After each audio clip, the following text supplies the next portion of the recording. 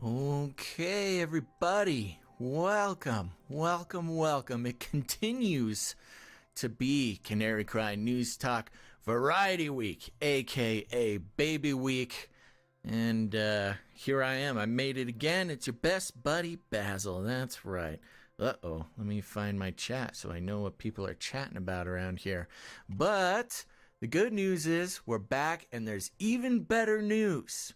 But I'll give you that news in just a little bit as more people come on in.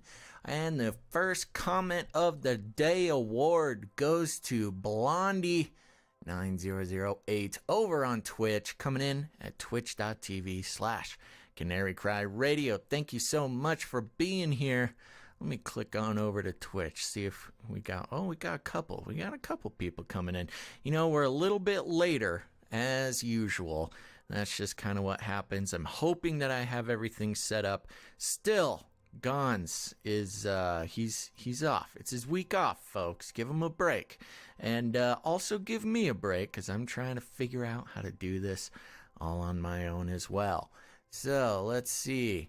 Oh, we got YouTube coming in. Hello, Big Axe says, show us your birth certificate. We got a Basil birther in the room. Come on, Big Axe. What else? Who else we got here? Hello, Ryan from over there on Facebook, saying shalom to all, and Uncool Paranoia on YouTube. I'm a little questionable if the notification went out. Oh, Adam42 is here in the house, so we know that the party can get started. Still only looking at, okay, there we go. Now the numbers are going up a little bit. Hello, everybody.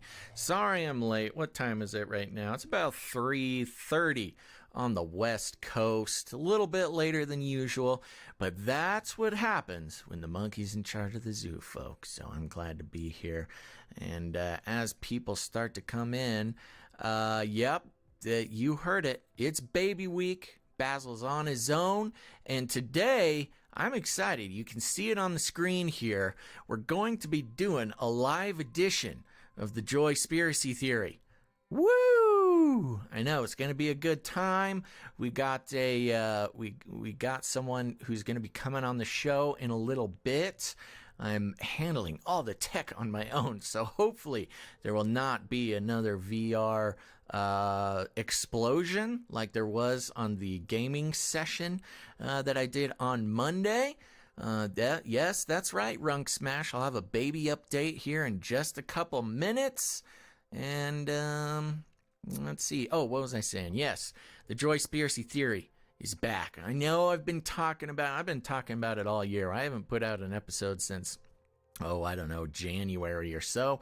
But then the whole world blew up, and what happened next? Oh, and then we started doing CCNT 3 times a week. And that's the funny thing about doing a show 3 times a week. You don't have much time for any other shows. It's just sort of a side effect, I guess. So I'm very excited to be able to do another Joyspiracy Theory episode today. As I've mentioned in the past, I've got a few in the can. And, this would have been a great week to just sit here and edit Joyspiracy Theory podcast episodes and put them out. But not to say I'm not going to do that, but at least we got this here. I've got 2 very special interviews in the can, and the guilt is starting to pile up heavier than I can bear. 2 interviews I did earlier in the year, and I'm sure those people are wondering why I never put that out. But they are very valuable, very good interviews, very good conversations, and valuable. You guys are going to love them. I'm going to put them out. But to fill the space, to fill the void of Gonz being gone for Baby Week while he's doing very important other matters, we're going to try to fill the time. We're going to fill the time with a very special conversation with somebody that you all know and love, especially if you're in the Twitch chat. I will be chatting with your buddy and mine, Incarnate Unlimited. Yes. Very excited about that. We had a couple test calls just to make sure the technology is going to be working today. And I think so, barring some sort of emergency, but I know you guys have all sort of grace for me, so I appreciate that. Okay, I'm seeing more people asking about it. That's right. Dun, dun, dun, dun. It's baby week, folks, and today is Wednesday the 28th, and you know what that means. That's right. Gonz had the baby. Woo!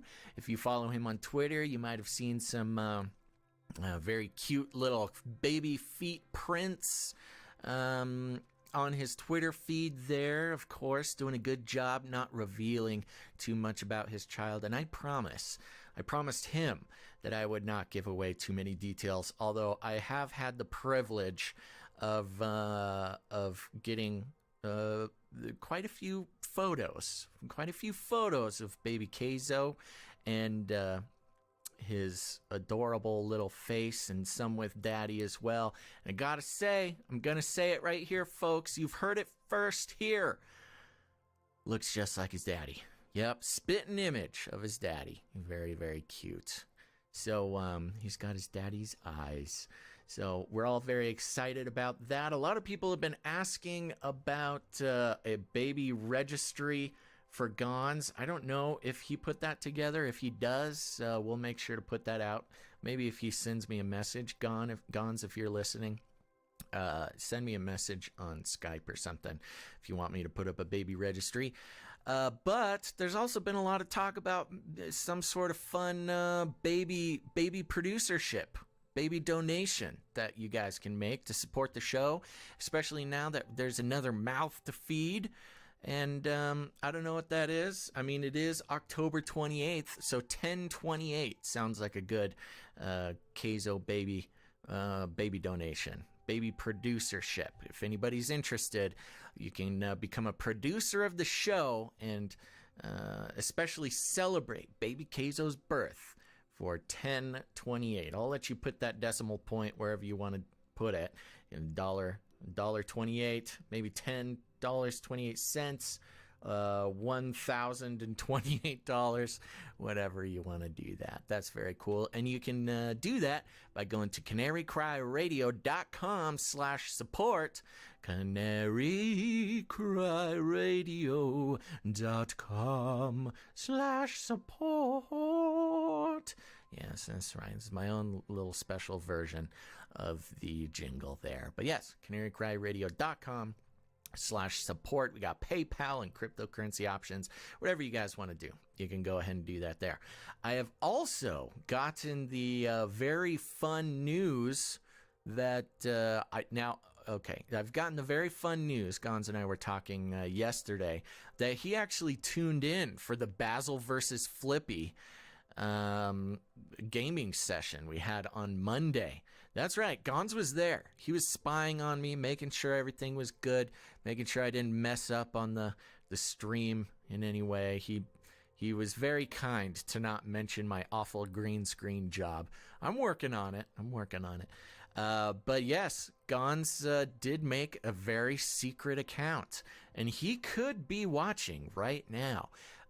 He asked me if I wanted to know what his name was, and I said, I think it's better that I don't. So I don't even know what Gonz's account name is. I don't know what platform he's tuning in on. I don't know what he's saying. I have some suspicions because I know I can see the new followers, so I'm assuming he's one of these new ones. But just know that Gonz is in the house.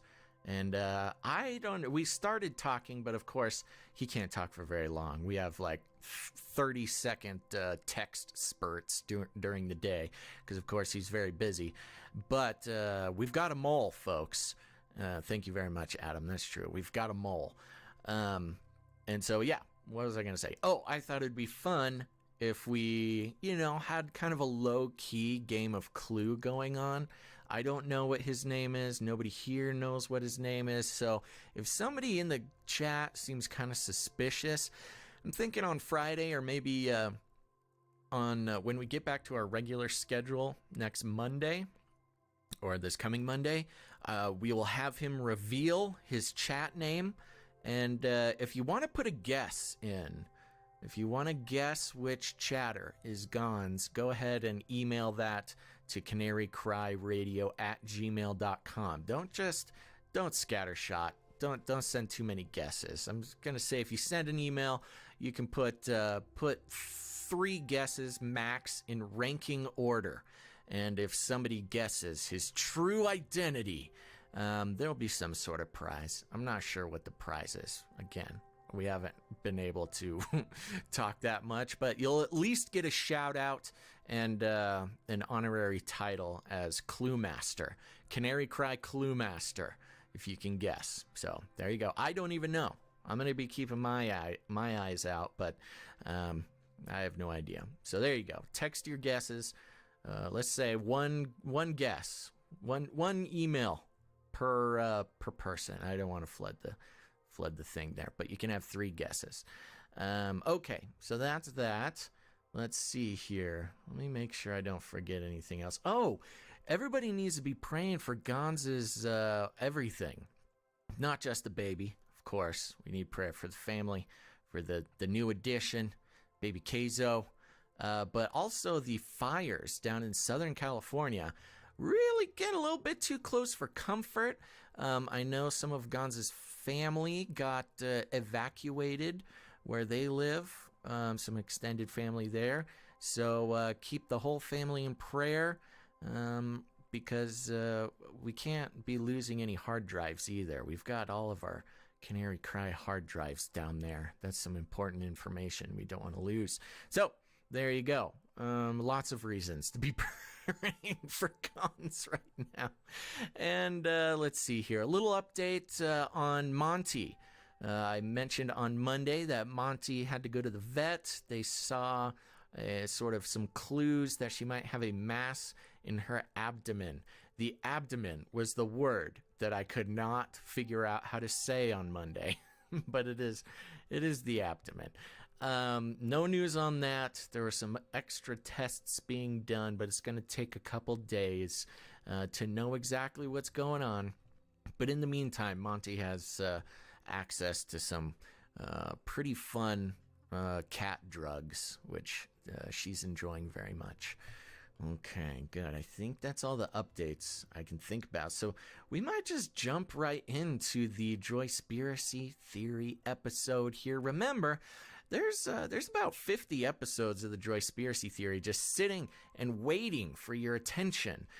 Don't go now. You want to watch this live one now. But when you're done, make sure you subscribe to the Joyspiracy Theory. There is a YouTube channel. I need to check. I'm not sure if it's totally updated, but there's a number of episodes on the YouTube channel. But, of course, if you're a purist like me, you'll want to listen on whatever podcast player that you use. I think the Joyspiracy Theory is on most of them. Just search the Joyspiracy Theory. It's like conspiracy, but there's joy instead of the con. Yeah, I know. Very clever. I was very excited about that. Okay, I'm just going to check on the chat here for a second to make sure there's not any very important questions I need to address.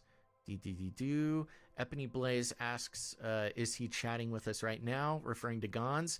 I have no idea. I don't know. I don't know what his name is. I don't know anything. Let's see. Going through. Will these streams be posted later? Yes. If there's no catastrophic technology problems like there was on Monday, although I think we made the best of it. But as long as there's no catastrophic technology problems, this will be an episode that will be posted. It'll be on the YouTube just as the stream, but I will be putting the conversation up on the Joyspiracy Theory podcast stream there, link, feed. There you go. Let's see. Scrolling. So much scrolling. Okay. It looks like we might be ready to go. I'm assuming if the audio levels were having some sort of big problem, that somebody would have mentioned it by now. I'm hoping that it sounds good. Sounds like it sounds good. Now's the time to speak, folks. if there's any sort of issue with the audio. No, I think we're good. Okay, all right. Well, here we go. We're going to be having a wonderful conversation with a friend of the show. Pops up on most of the live broadcasts. You've seen him. You love him. Incarnate Unlimited is his chat name on Twitch. And many of you have made friends with this young man over the past year here. And I'm happy to have had him on. I do want to say a big thank you to everybody who emailed to come on the show and do this show with me. I was very relieved that I had so many takers.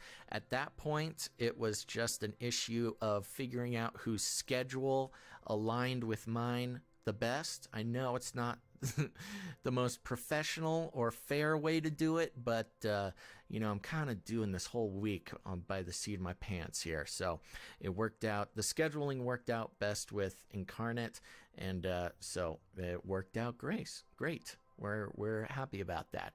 Now, here's the thing. Don't spread the word too much, folks, but Incarnate Unlimited, his human name that we'll be using for this conversation is Aaron, so I will probably switch over to calling him Aaron, which will make it much easier. It just flows off the tongue a little bit better. So there we go. Now, I'm going to attempt to make a seamless transition as well as a Skype call while live on the air. Is everybody ready? I'm now transferring over to Skype. Aaron, if you're watching, buddy, get ready to answer this call. Okay, we're going to do it video. Here we go. Booyah. Here we go. Okay. Oh, boop, boop, boop. Oh, yeah, we love that noise. Oh, he's here. Woo, woo. There you go, a little bit hot. How's it going, Aaron? What's up, buddy? It's going great. How you doing? I'm doing pretty good. I'm going to make sure I can get... There you go. We got your video up on the stream there. Wow. Whew. Well, it went away. What did I do? I did something bad. Oh, I figured it out. Sorry, man. I'm really getting a new appreciation for the technical aspects of doing this live broadcast here, because Gonz, bless his heart, is always in control of most of the technical aspects of this, and I'm just doing the best I can. Oh, bang up job, buddy. Thanks, buddy. You've disappeared. I'm gonna work on getting you back, but like we always start the Joyspiracy theory, I'm gonna ask you what you're most grateful for today. Oh, geez. Where do I start? I guess most grateful for you picking me. Woo! Well, that's good. That works out well. That makes me feel good about my pick. I appreciate that. Now, to start off, where in the world are you from? This is very important for my own knowledge. Well, I'm originally from Hayward, California. It's in the East Bay. It's like 2 towns south from Oakland. And I moved to Tennessee, was it 2016, something like that. I live in Cosby, Tennessee at the moment, but originally from the East Bay and Cali. Oh, wow. Bay Area boy over to Tennessee. That's very interesting. What inspired such a change? $400 a month for rent. That's one big reason. Yeah, it's a big reason. I was paying my drummer's mom like $400 a month to couch surf, and they were still treating it like they were putting me up, and then come over here, I'm buying my house for $400 a month. Oh my gosh. It's a big reason. It was a no-brainer. Is it still like that over there, or is that now kind of a relic of it's a rarer thing, but it can be found. Wow. That's good to know. I'm not gonna lie, that's a very tempting offer. Mm-hmm. Yeah, keep an eye out for a big plot of land or something for when we need to start the Canary Cry bunker commune over there when things really go south. Yeah. Yeah, well, that's I think we're a little overdue for that. But there's plots of land over in this area. It's beautiful up in the mountains in the middle of nowhere. You could get like an 8-acre plot for like $30,000. No way. Oh Yeah, my gosh. What with the is stream running through it. what is anybody doing not living in Tennessee? That sounds like the place to be. Well, I hope I didn't just blow it for everybody. Come on down, turn this place into a city. No, don't. Forget that. It's way too expensive. You won't like it at all. There's only so much room for communes over in Tennessee, people. Take it easy. Yep. There's almost only so many bunker plots available. Funny you say bunker. I was planning on doing the Basil's bunker jingle. I just couldn't get my looper app to work. I had a great little idea for it. And Oh, God bless you. You know, lucky for you, and I guess lucky for me, when I come out with some idea, I always get very excited about it, and I'm still excited about Basil's bunker, but it took just a quick Google search to realize how much work is actually involved in starting a retail website. And I said, okay, I'm going to put that on the list, and I'll get to it when I get to it. Well, but at least you've got your bidet. I'm telling you, man, the bidet is where it's at. Okay, so, I don't know. I vaguely set my own sort of internal, I don't know, alarm clock for about 2 hours for these conversations, but we're pretty chill. But I do notice that it is super easy to go over that 2 hour mark. Because, I mean, once you get into not just, talking about people's testimony or life stories, but as listeners of the Joyspiracy Theory know, it can definitely spiderweb out into all sorts of bigger conversations as well. So I figure we can just get into it, because something tells me that we're going to need every second we can to get through this. What do you think? Got a lot of ground to cover. I've got thousands of stories, and they're very, very interesting. All right. Well, we'll make sure to pick out some good ones here. But let's start out. I mean, I always, it might be a weird interest of mine, but I'm always very interested in hearing about people's childhoods. As you know, just so you know, again, I don't know how much Joyspiracy, or if any, you've listened to, not a problem. But, I mean, I've heard a couple. Yeah, okay. It's a great place. People are always asking me about my story, and I always like to mention, you can learn a lot about me by just listening to the Joyspiracy Theory. It might take you like 10 episodes to learn what you want to learn, but childhood is a very interesting topic for me, because I grew up in the church, which it really took me way too long to realize that not everybody did that. What was your childhood like? And let's just start there. What was it like? Okay. When you think back to your childhood, what comes to mind? Well, it all started when I was 5 years old. I didn't get the video games that my parents all promised me, and I was very upset. Oh, what a tough childhood. That sounds like mine, man. Yeah, I actually had a pretty good childhood. My mom and dad were, I never saw them argue. They were, I think they did a great job. My brother, however, I have a brother and sister, and they're like 9 and 10 years older than me, and they were from my mom's first marriage, and they were raised a little bit differently than I was, and I think that my mom decided we're going to try something different with this one, because we don't want them to wind up like that. And burn. So I was kind of raised to be a polite, kind, sensitive person, and it worked. However, I was raised Mormon.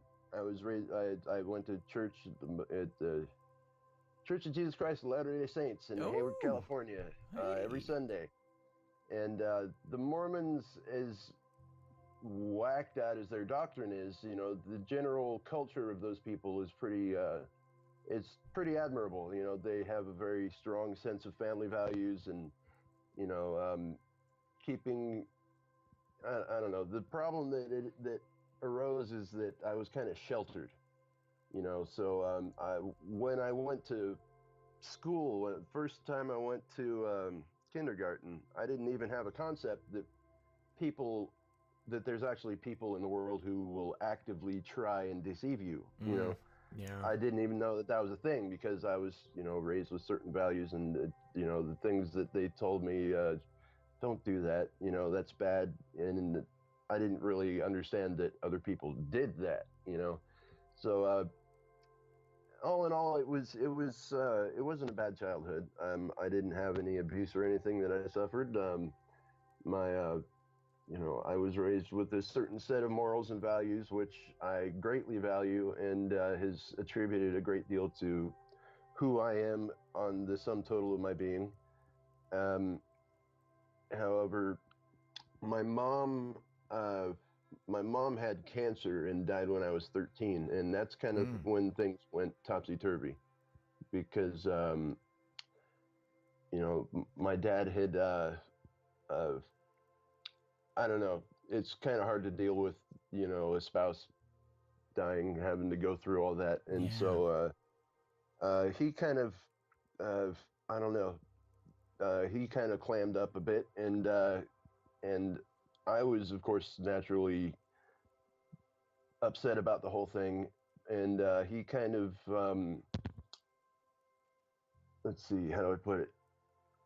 Well, I discovered that I don't know. I think it was a week after she died that he took me to the mall and we got some CDs and stuff to you know try and I don't want to say throw money at the problem, but just to make me feel better, he Yeah. took me a few places and you know I got the first CD that had the parental advisory on it. You know, because my mom would never have let me do that. uh, and yeah, White Zombie, Devil Music Volume One. Uh-oh. Here's the Uh-oh. thing. When I have a theory about the Mormon Church itself, because of the doctrine that they have, and you know, as good of a culture of family values people that they are, the adults have to understand that this is not so. You know, the the have you ever seen that South Park episode with the Book of Mormon, like laid out the story of Joseph Smith and all that? They actually turned it into a Broadway play. No, I'm aware of the Book of Mormon, the play. I've never Yeah. seen it, but I'm aware of it. Well, they did a satirical take on the whole story of how the Mormon Church came about, Yeah. and it's accurate. Oh, This is yeah? actually what they say is what happened. And Oh, interesting. anyway, so my point is that if you're an adult and you are in the Mormon Church, you have to know this is the horse pucky, you know. and and there's you ever heard of Bill Schnoblin? Nope. He was well, he's an alleged 90th degree Mason who was saved, and he was in the Mormon Church actually, and said that it was founded by witches for witches, Oh, and interesting. Freemasonic aspect to it. Anyways, my point is that when I don't know, this is kind of hard to quantify in words, but when you start a church that's designed to give people the wrong impression about Jesus, there's going to be demonic assignment and authority over that entire endeavor, you know, and the people who are involved in it, I believe it kind of has a doorway on it. And, you know, the way that I was raised, sheltered and stuff from the real world and everything bad. And then when the real world hit me, it like chewed me up and spit me out. You know, I went through the ringer on, you know, reality checks and dealing with, I was, I was raised with, like I said, a certain set of morals and values, but the thing that was missing was a, let's see, they didn't really equip me very well to handle when the real world hit me, you know, and my brother kind of stepped in at one point in my life and helped me with that. What's like an early example of that? What kind of yeah, like an early example of when you realized you weren't quite equipped for the real world? Oh, in school a lot. I got picked on a lot. I didn't know how to respond. There was a thing that like the cool kids would like gang up on the less cool kids and kind of cap on them, talk a bunch of smack, and try and get them to squirm. Sure. I remember coming home in tears a couple times and asking my mom, "What do I do with these?" And she said, "Kill them with kindness, honey." That's not really a viable, means of defense against, you know, being a kid in Certainly American school. hard advice to take and use as a kid. Didn't work then. It works now, actually, but there's a little bit more wisdom on how to apply it. Um, I don't know. My brother was he's a different breed, I guess. He was like a skinhead punk, when I was growing up, and he helped me go through the school of hard knocks a bit. We got into a few fistfights, toughed me up. I'm actually glad for it. But anyways, let's see, where am I going with So this? what when you went to the mall with your dad to get some music, what made you make what made you choose Rob Zombie? I was already into metal. I went in halves on my first guitar with my mom when I was 12. Oh. And I'd taken piano lessons like for a few years when I was younger, and I wasn't that good at it, but guitar really felt good, and I was able, I didn't have to separate my fingers on the guitar as I do on a piano, and I was able to get good at it. She let me get like Metallica albums because they didn't have bad words in them, but I always wanted to get a few albums that she wouldn't let me get, and I was into Beavis and Butthead, so White Zombie was on Beavis and Butthead, and I don't know. I guess that's another part of my story is that I became, I'm never one to toot my own horn, but I got kind of good at the guitar. And this thing happened when I was 18, where I was invited to a Metallica show, and it turns out it was going to be aired on MTV, and they picked me out of the audience to go up on MTV and sing "Creeping Death" with them. And I thought that was God picking me to be a rock star. That's I want to talk about that. That was actually something I think you may have gotten into a conversation with Gonz about that, because he mentioned that to me, and it did not occur to me that was you when you were emailing me until I saw your email. I go, oh my gosh, this is the guy Gonz was talking about. That's very funny. That does seem like one of those moments that would be the sort of behind the music story of, of course, after you become a famous rock star and they're asking you when you knew you were going to make it. It was when you got pulled up at the Metallica concert. That would have been a prime story. And, honestly, I probably could have too. But in retrospect, I'm very glad that I never really succeeded in that endeavor, because knowing what I know now about, the truth of Jesus and everything, and Satan's prevalence and like everything, and the fact that popular music is one of his most powerful weapons that he uses against, the unsuspecting. I'm glad that I didn't make it, and when I honestly have. Sorry to interrupt. When you were a kid, when you were first getting into metal music, I mean, you must have been still pretty deep into the Mormon culture. Was that I'm assuming now some sort of active rebellion, or like, I mean, that's a pretty far swing from what I see going on in the Mormon culture. As far as the metal music thing, I was raised with Peter, Paul and Mary, Harry Belafonte, Michael Jackson, and the Beach Boys. That's an accurate scope of what I used to listen to when I was like 5. I still like a Harry Belafonte jam once in a while. Oh yeah, Mark. Yeah, and it's funny. The reason why I picked those particular, musicians was because of movies that I saw the song in. Mm-hmm. Beetlejuice and Teen Wolf, for the Beach Boys. Jump in the line. Yeah. Okay, I believe you.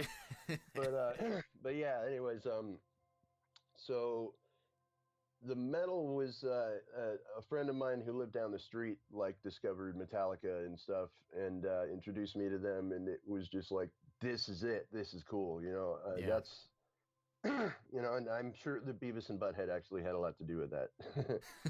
If it weren't for Beavis and Butthead, I don't know. I'm sure that White Zombie wouldn't have made it if they weren't on Beavis and Butthead. That's so funny because that, of course, Beavis and Butthead is at the top of cartoons, the list of cartoons that I wasn't allowed to watch when I was a kid. Oh, really? Yeah. Well, And I don't know how that one slipped past my parents. Yeah, I was gonna say, man, that one made it past the censors in your house. Mm-hmm. Well, I think by the time that came out, my mom was dealing with cancer, and it was kind of like, went down the list on the radar. Yeah, down the list of priorities. Yeah, but let's see. I think the point that I was getting to with the Mormon Church and the extra spiritual function that happens, when you're involved in something that's flat out deceptive. A lot of kids who I grew up with in the Mormon Church turned out really bad, they went as far down the other path as humanly possible because of the way they were raised and the things they weren't allowed to know of or do. And I think it's just a side effect of being raised Mormon. I wonder if there's a study that could be done on that, finding, people who were raised in the Mormon Church in the 80s and 90s and see where they're at today. And I guarantee you there's going to be a large quantity of them that, if not all of them. Yeah. Well, I can certainly relate to that because even growing up, I grew up in the Protestant church, and many of my youth group compadres did not. They had a similar experience. Yeah.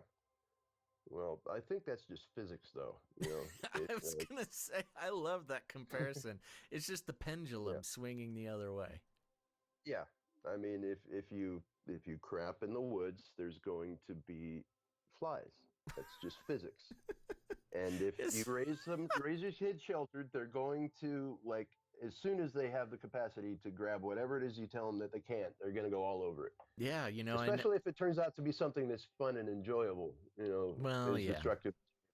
I never saw that that experiment in my physics books, the bear in the woods thing, but I believe you, man. Oh yeah. And there's always going to be a little white rabbit next to it. Do you mind? Do you have a problem if? Yeah, that's a good one.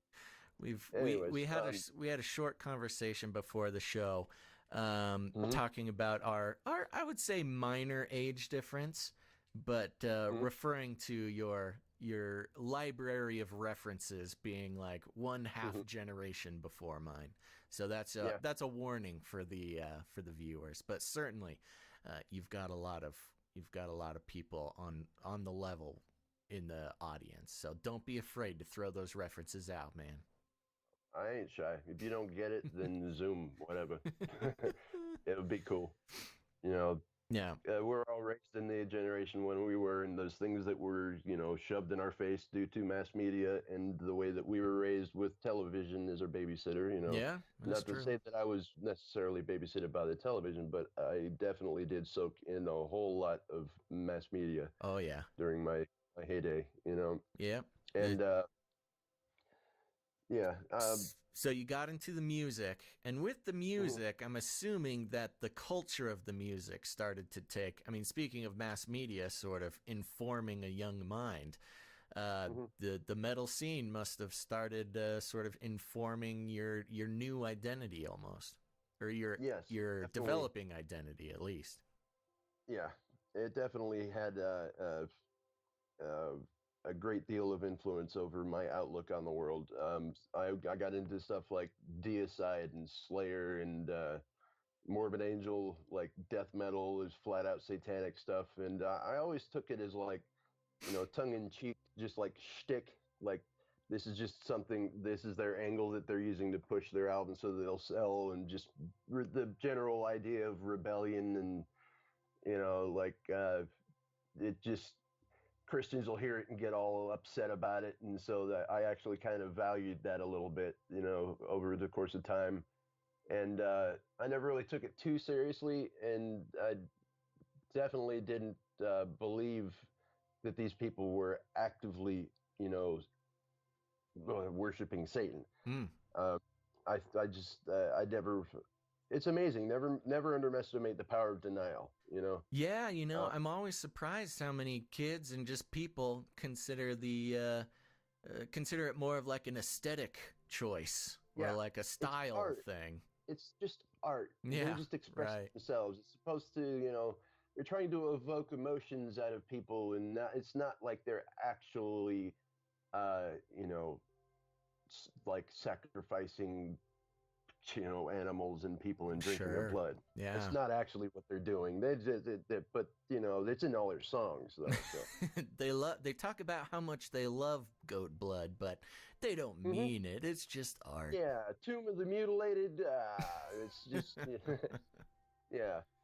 Uh, but anyways, yeah, that did kind of influence what I was into. I was also an artist. I like to draw and stuff, and on my binder, I draw the Slayer pentagram and demons and stuff like that. It was just what I was into. And that's what blew my skirt up.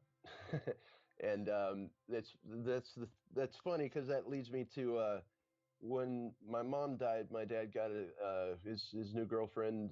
We didn't really click. I didn't really like her very much when they first got together, and I guess it's sort of like an icebreaker. She knew that I was into, like, death metal and stuff, and so as an icebreaker, she gave my dad the Satanic Bible to give to me, Oh, as like, here's a gift from, and at the time it didn't really seem very I didn't think of anything sinister of it. I thought she was just trying to relate to me, and knowing what I was into, like, I was, here, you might like I that, was gonna say, you know. it was a pretty good guess. I mean, knowing what Yeah, you're into, it seems that'd be a good yeah. way to kind of, yeah, soften the transition a little bit. I could Yeah. imagine being a new potential, woman in your life wants to Hmm. connect in some way. Yeah. Well, and there was another clue that I left my Danzig album, my Danzig CD, in the CD player in the house. It was Danzig 2, Lucifuge, and I came home and she was like, "What's that CD that's in there? I love that album. That's great." I was like, "Huh, Lucifuge," you know. But anyways, I think actually my mom, my dad, and Kenyon are listening tonight. I sent them a little link. Hi Kenyon, hi Dad, how's it going? I love you Hey. guys. Yeah. Um, and anyways, yeah. So this is just kind of giving you an idea of the path that my life wound up leaning towards, and plowing headlong into. After I read the Satanic Bible a couple times, there's a chapter in there about psychic vampires and Mm. witchcraft, and that was the special one that had the 13 Enochian keys in the back, Mm. that are in the language of the fallen angels. And if there's one of them that says, "Caution, if you read this one in the right atmosphere with the right inflection, it might invoke a thunderbolt in the room, which could kill somebody." Whoa. Wow. Yeah. um Anyways, I kind of based on I don't know, I never really got the Mormon thing. It didn't really seat well with me. I always felt a little bit uncomfortable about it too. It didn't really, like, I don't know. It didn't gel with me inside, and however, it did give me the set of morals and values that I have, and gave me a clue that you know that I guess it planted a seed deep down that told me there is God, there is something more to this, but it's not there at the church building, and no one there seems to have the right answers that I'm looking for anyway, because I don't think that they know them either. But it kind of set me in the direction that I'm looking for something more. I know that there's more going on than we can see. Mm. You know, Yeah, the supernatural awareness almost. yeah, Just on and a foundational level. yeah, Well, with what we're taught in schools growing up in America about like mythology and stuff, and then so many cultures, the like all the whole population of these other countries and other places, like hundreds and thousands of years ago, believed in all this stuff. And we're taught in school, however, that it was just superstition. It was their way of being able to quantify things they couldn't explain, like Sure. lightning bolts, or it must have been some god up there that's throwing it down, right? And now we know better, though. It's caused by friction of electrons and the Yeah. stratosphere, blah, blah, blah, blah, blah. But now we have science. So, but back then they really believed that stuff. But that's just in America and in the school system that they're taught that. I've heard Rob Skiba mention that um, a friend of his in another country says that's mythology. That's like fiction in America. No, we're taught that that's history. Yeah. You know, Yeah. I mean, certainly so the world's a big there's place. A lot of different attitudes yeah. about it. Well, I don't know. These things started like, the wool had gradually been pulled over my eyes when I was younger, and over the last couple of years, it's just been yanked right off, and it's amazing once you have eyes to see. Yeah. And you can see, I can see the devil in everything that he's put out there, and it's refreshing not to be deceived by it. Yeah. Well, Uh, the, to go back to kind of the experience you were having, you were uh yeah. getting into the metal music, you had received the Satanic Bible. I mean, how old were you at this point? You were maybe teens, late teens or something? Yeah, I was 15 when I got the Synthetic Bible, I believe. Yeah, and so And by the Metallica concert, I mean, did that surrounding yourself with that kind of spiritual, uh, what is the word I'm looking for?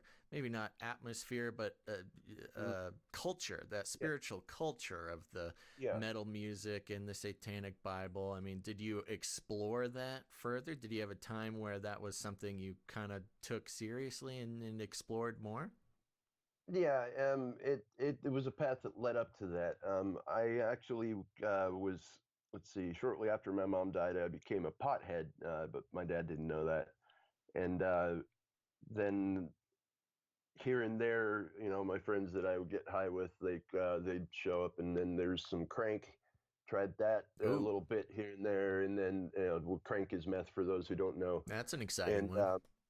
yeah, and then acid and shrooms and stuff, and so that really that's another missing aspect that it wasn't mentioned yet, is that drugs became a very prevalent part of my world. Yeah. And by age 21 is when I ran into this guy in my neighborhood who he was really messed up looking. He had really bad teeth, and he lived down the street from a friend of mine, and he wandered by, and oh, you smoke pot? I have pot legally because I have cancer, and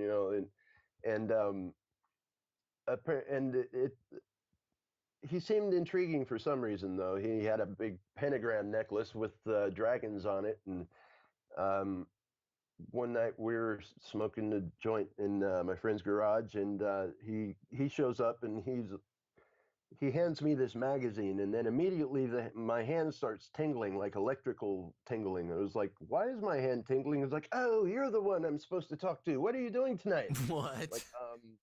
well, I guess something with you. All right, good. We're on and he proceeded to do this lengthy, drawn out test, of my awakening, and Mm, he, uh, however, as nutso as that sounds, this guy was really a witch, and he knew what he was doing, and he, I saw some things that happened that night that were just like, there it is. That's the thing. I knew there was something more to this world, and I really? refer to that as the other side of the air. Like what? You know, What did he um, do? well, it was weird. It's hard to explain. We were talking out on his lawn, and as we were talking, there were like to it was like the sun would come out of the clouds to accentuate what we were just talking about. and different things would, and I can't put it into words really, but um, little signs started popping out from the other side of the air, and he pointed them out. And you see, this is, and um, Like to sigils anybody floating else, around and stuff? no, just by signs, I mean like I said, like the sun would come out of the clouds right when he finished his sentence to like punctuate what he was saying, and Huh. and Oh, so stuff like in the physical world happening. yeah, Huh. yeah, and it's again, I don't know, I don't have words for it. There's a couple other experiences that I had where that I have no physical explanation for, like, but spells that had been done that like I don't know. There was a bird across the street one time. I'm listening to Opeth in my headphones, and I swear it's like it started chirping, and I could hear in English what it was chirping. It sounds absolutely insane, right? And it tells me to change the song, number three, change it. And so I was like, "Are you really okay?" So I changed it, and this bird starts jumping up and down on top of this telephone pole. Oh, he heard me. Oh my gosh, yeah, yeah, yeah. And this thing followed me for 45 minutes Oh my god. and telling me, no, get that, look in center, pick that up, yeah, yeah, yeah, that. Put that to, and I put together this little thing, and it told me to put it in the bushes so it won't get disturbed. And then after I had done that, I hear it chirping in my headphones. Can you hear Whoa. me now? Is it better? It's like what? Oh my And then I tried to turn down the headphones so I could hear the bird chirping. And then I noticed it's in the headphones. And then later on, I bumped into my buddy Howie at the park, and this bird was trying to teach me how to astral project. It's insane, but I'm not making it up. No, no. And so my buddy Howie, he shows up, and I've been meaning to show him this band Opeth, and I was like, "Oh, dude, check this band out! I checked this song out. It's pretty cool." He puts the headphones on, listens to it, and then after he's done, he's like, "It kind of reminds me of Crosby, Stills, and Nash, but what's with the birds? There's no birds on that song, on that track whatsoever." So I was like, "Oh my gosh, it's real! I'm not crazy."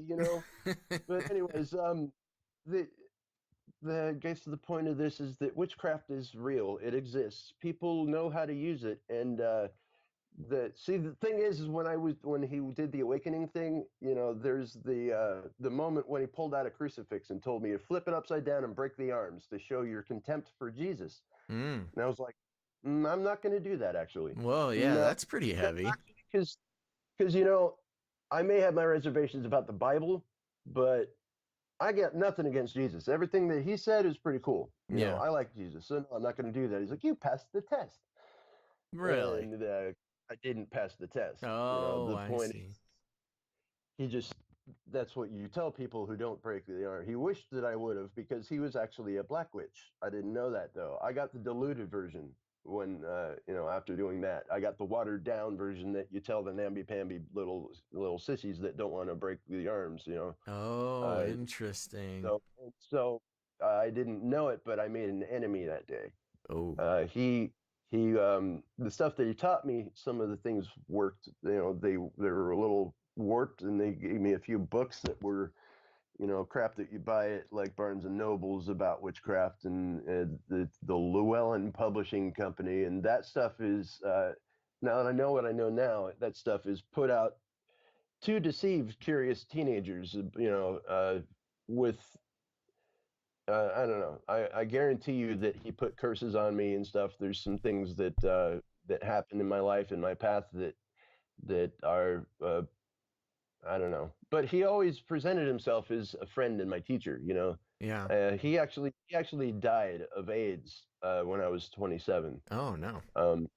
Yeah, it's weird. Anyways, so I came about. Yeah, let's see. Drugs had a big deal to do with that. My being into witchcraft, but the thing is Did that you the thing. Oh, sorry Mhm, to interrupt, but okay. did you kind of start the practice or try anything out? I mean, did stuff work for you? What was that like?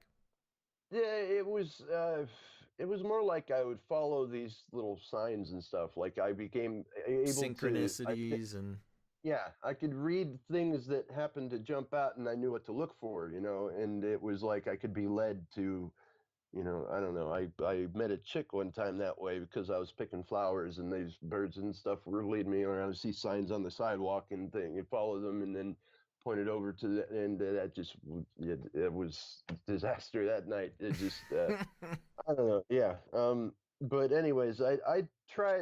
I can't really say that I tried spells so much. I wasn't on a quest to like, you know, to cast spells so much as just gain knowledge. You know, yeah, I wanted to learn operate in more that that I world. could about how this supernatural system functions. And I had one day when I was sitting there pondering like the physics of a pentagram, like what makes that work, Mm. you know, and it was of course meth induced, and I was you know, and It I was, had an of course, epiphany. meth induced. Yeah, I had an epiphany that day, however, that the five-pointed star is not representing something in this dimension. It's incomplete, and that, however, the six-pointed star, you know, Star of David, Mm-hmm. represents a three-dimensional object.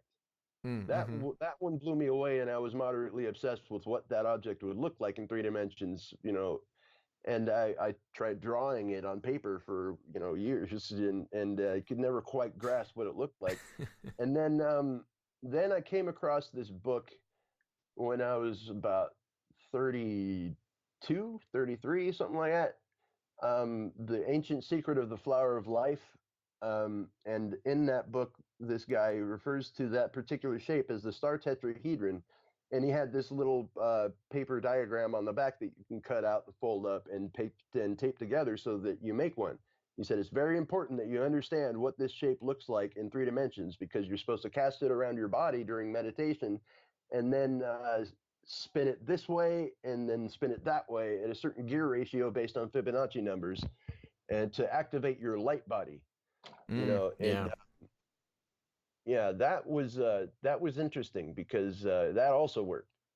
The way he packaged it and sold it was that you're by activating your light body, you are then connecting with your higher self, and you know your soul is made of light and it's crammed into your body, and the overspill is your aura. But if you set your Merkaba at the right gear ratio and activate it, then you can interface with the world around you and co-create with the creator, Right. you know.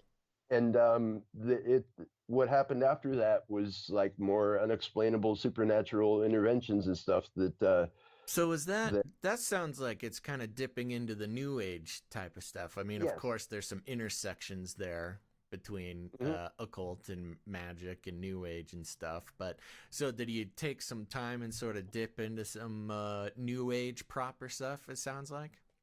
Yeah, essentially there were some other things in that book that were about like Christ consciousness and raising your vibration and all that stuff. And essentially the New Age doctrine that I believe even Blavatsky went on about was that Jesus was an ascended master and we can all attain Christhood. Mm, You know, yeah. it's what we can all be, and he just figured it out, you know. And the years that you don't read about in the Bible, he went to like India or some crap like that, Right. Yeah. and he learned from the gurus and was able to really learn witchcraft and magic properly. That's how he was able to do his miracles, and we can all do that. Right. That's what they try and sell you on. And the thing is that the diabolical part about it is that witchcraft gives you a sense of supernatural, you know, control and being part of that world and being able to, you know, have some sort of effect through the ether on other parts of the world and your world. So it gives you just a taste of, you know, these ideas, making you think that I can actually buy that. That actually sounds right. You know, I Right. can't wait until I gain Christ consciousness and figure like actually gain enlightenment and Well, and this happens. But it's the interesting thing too is, how the synchronicities, it kind of you just hit just enough little synchronicities and things like that to keep you going down the path. Yep. It's like those synchronicities are little like breadcrumbs. And I think, somebody in the occult or the New Age would describe it just that exact way, you know. Hmm. But it's just a matter of like, well, do you ever get to something big and exciting, or does it get too spooky before then, or whatever? Well, that's the thing. On the right hand path, so to speak, the white magic side of it, Right. that's an accurate description of what you're going to get. You never get anything like mind blowing, amazing, just like earth shattering results. Because the fact is that there is no such thing as white magic. Mm. But the way that they sell you they sell white witches on this is that the forces that you are tapping into is like 0 point energy that's present everywhere, and it's abundant and limitless, but Right. it's neutral. Mm. There's no good energy or bad energy to it. It's just energy. And what makes it white or black is your intention. You Sure. can draw it up and use all you want, and if you use it for the right purpose, then you're doing good in the world. However, there are other people who know about that energy, who tap into it and use it for negative purposes, black witches, and those are the ones that, and which is it's a deception. There is no neutral energy force to this whole thing. It's all demonic, Right. Yeah. 100%.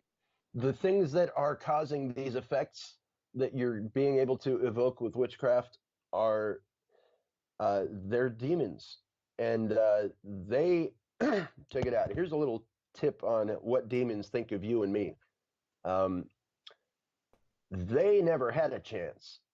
They are the souls of the dead Nephilim. It's what you get when you cross angel DNA and human DNA or other animal DNA, chimera DNA, basically things that are not supposed to be.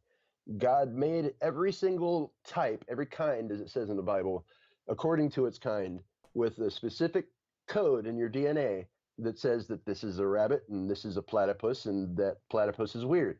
Right. But when you cross that and monkey with it, the resulting uh, creature that you wind up with has no God prescribed soul that's designed to be able to fit into that and pilot it, you know, and so you wind up with a thing that should not be, to quote a Metallica song. So the soul that winds up piloting that is something that is damned from the beginning. It has no place.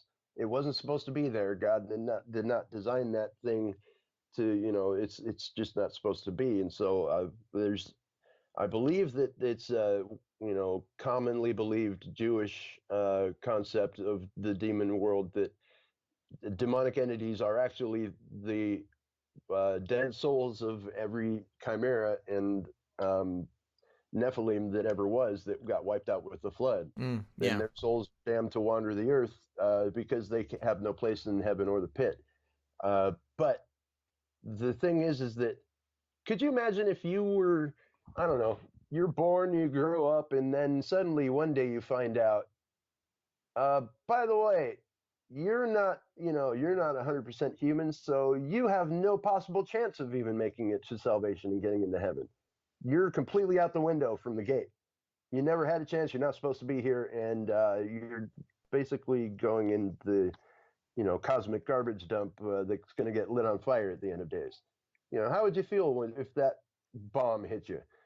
You know, so I'm just trying to kind of illustrate what the thought process of a demonic entity might be, Oh, sure. because they had Yeah. that bomb dropped on them, and they're currently living it out.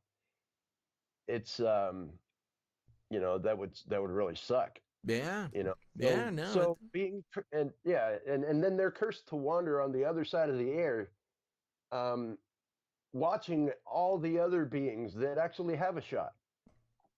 You know, Yeah. after And that's seeing where enough of the them, deception comes in to try to draw, yeah, those away from the salvation that they crave. Yeah, no, exactly. and it's very interesting that, in a way, that sort of dichotomy gets a lot of nods and winks from different occult and new age belief systems, and especially when going into kind of like you're saying the synchronicities. Listen to the bird. The bird will tell you how to get there, brother. Yeah, Just exactly. follow the bird in your headphones. Now, at the Well, same time that you were getting into this stuff, you were you still playing music? You still trying to? What yeah, were your like? Were you still aspiring to? This was yeah. So after your Metallica experience. yeah. Well, on the music part of my path, after the Metallica thing, I already had like a band put together called The Incarnate, hence my screen name Incarnate Unlimited. Oh yeah. Um, my buddies from high school that I used to jam with, we had a rehearsal studio and stuff, and we were still trying to figure out who was going to be the singer, or if we're going to have to hire another guy to be the singer. And after that happened, it's like, I'm the singer. Look, you can't not let me be the singer on this now, you know. Mm-hmm. And I actually met Paul Bailoff, the original singer for Exodus, on a BART train. And I used to walk around with my guitar over my shoulder everywhere I went, Yeah. and For those who don't know, BART is the Bay Area Regional Transport yeah, System. Bay Area Rapid Transit. Rapid My transit. dad used to work there actually. When I was growing up, I had a dependence pass, so I didn't have to pay for it. So I Ooh, took part every, look at you know, you living oh yeah, large. spiffy. Yeah. And so, anyways, the original singer from Exodus met me on a BART train, and he saw me playing my guitar, and he's like, "Hey, you look like you know what you're doing there, buddy." I was like, "Uh huh."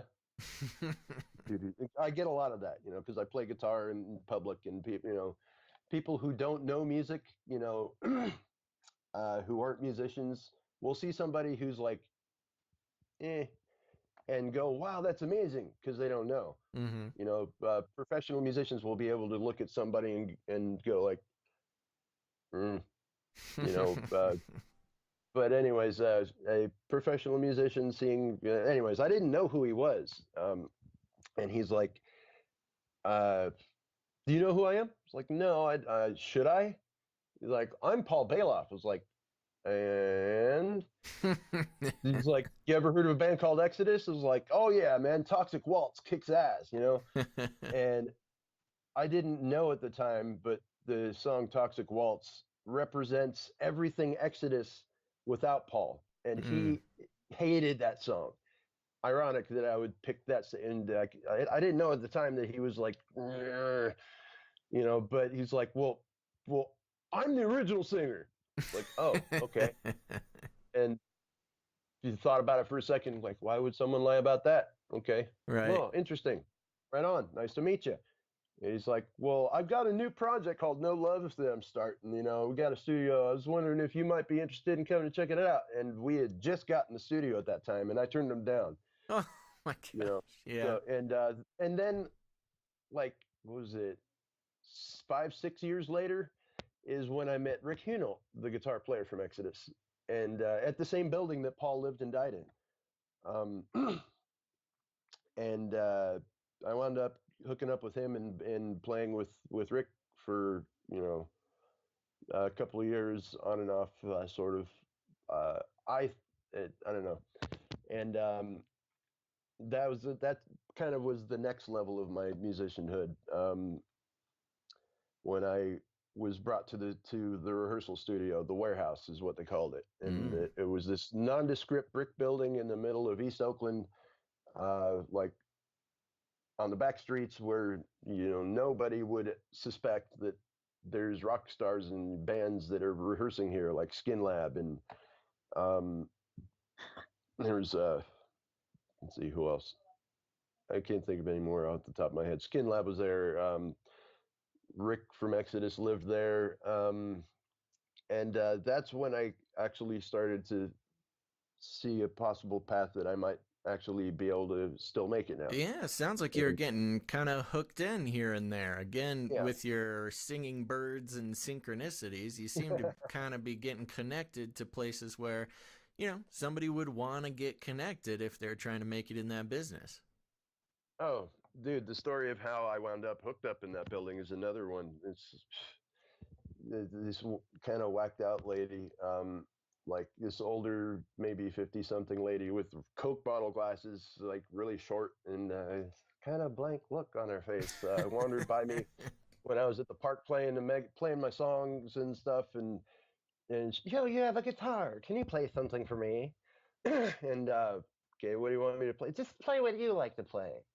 So I played a Megadeth solo, and she you've got to meet with I'm the studio Rick Exodus studio. You make and the hamster wheels were cranking overtime, you know, and she thought that she had been sent by God to bring me to Rick, Oh, so wow. that What a to help me coincidence.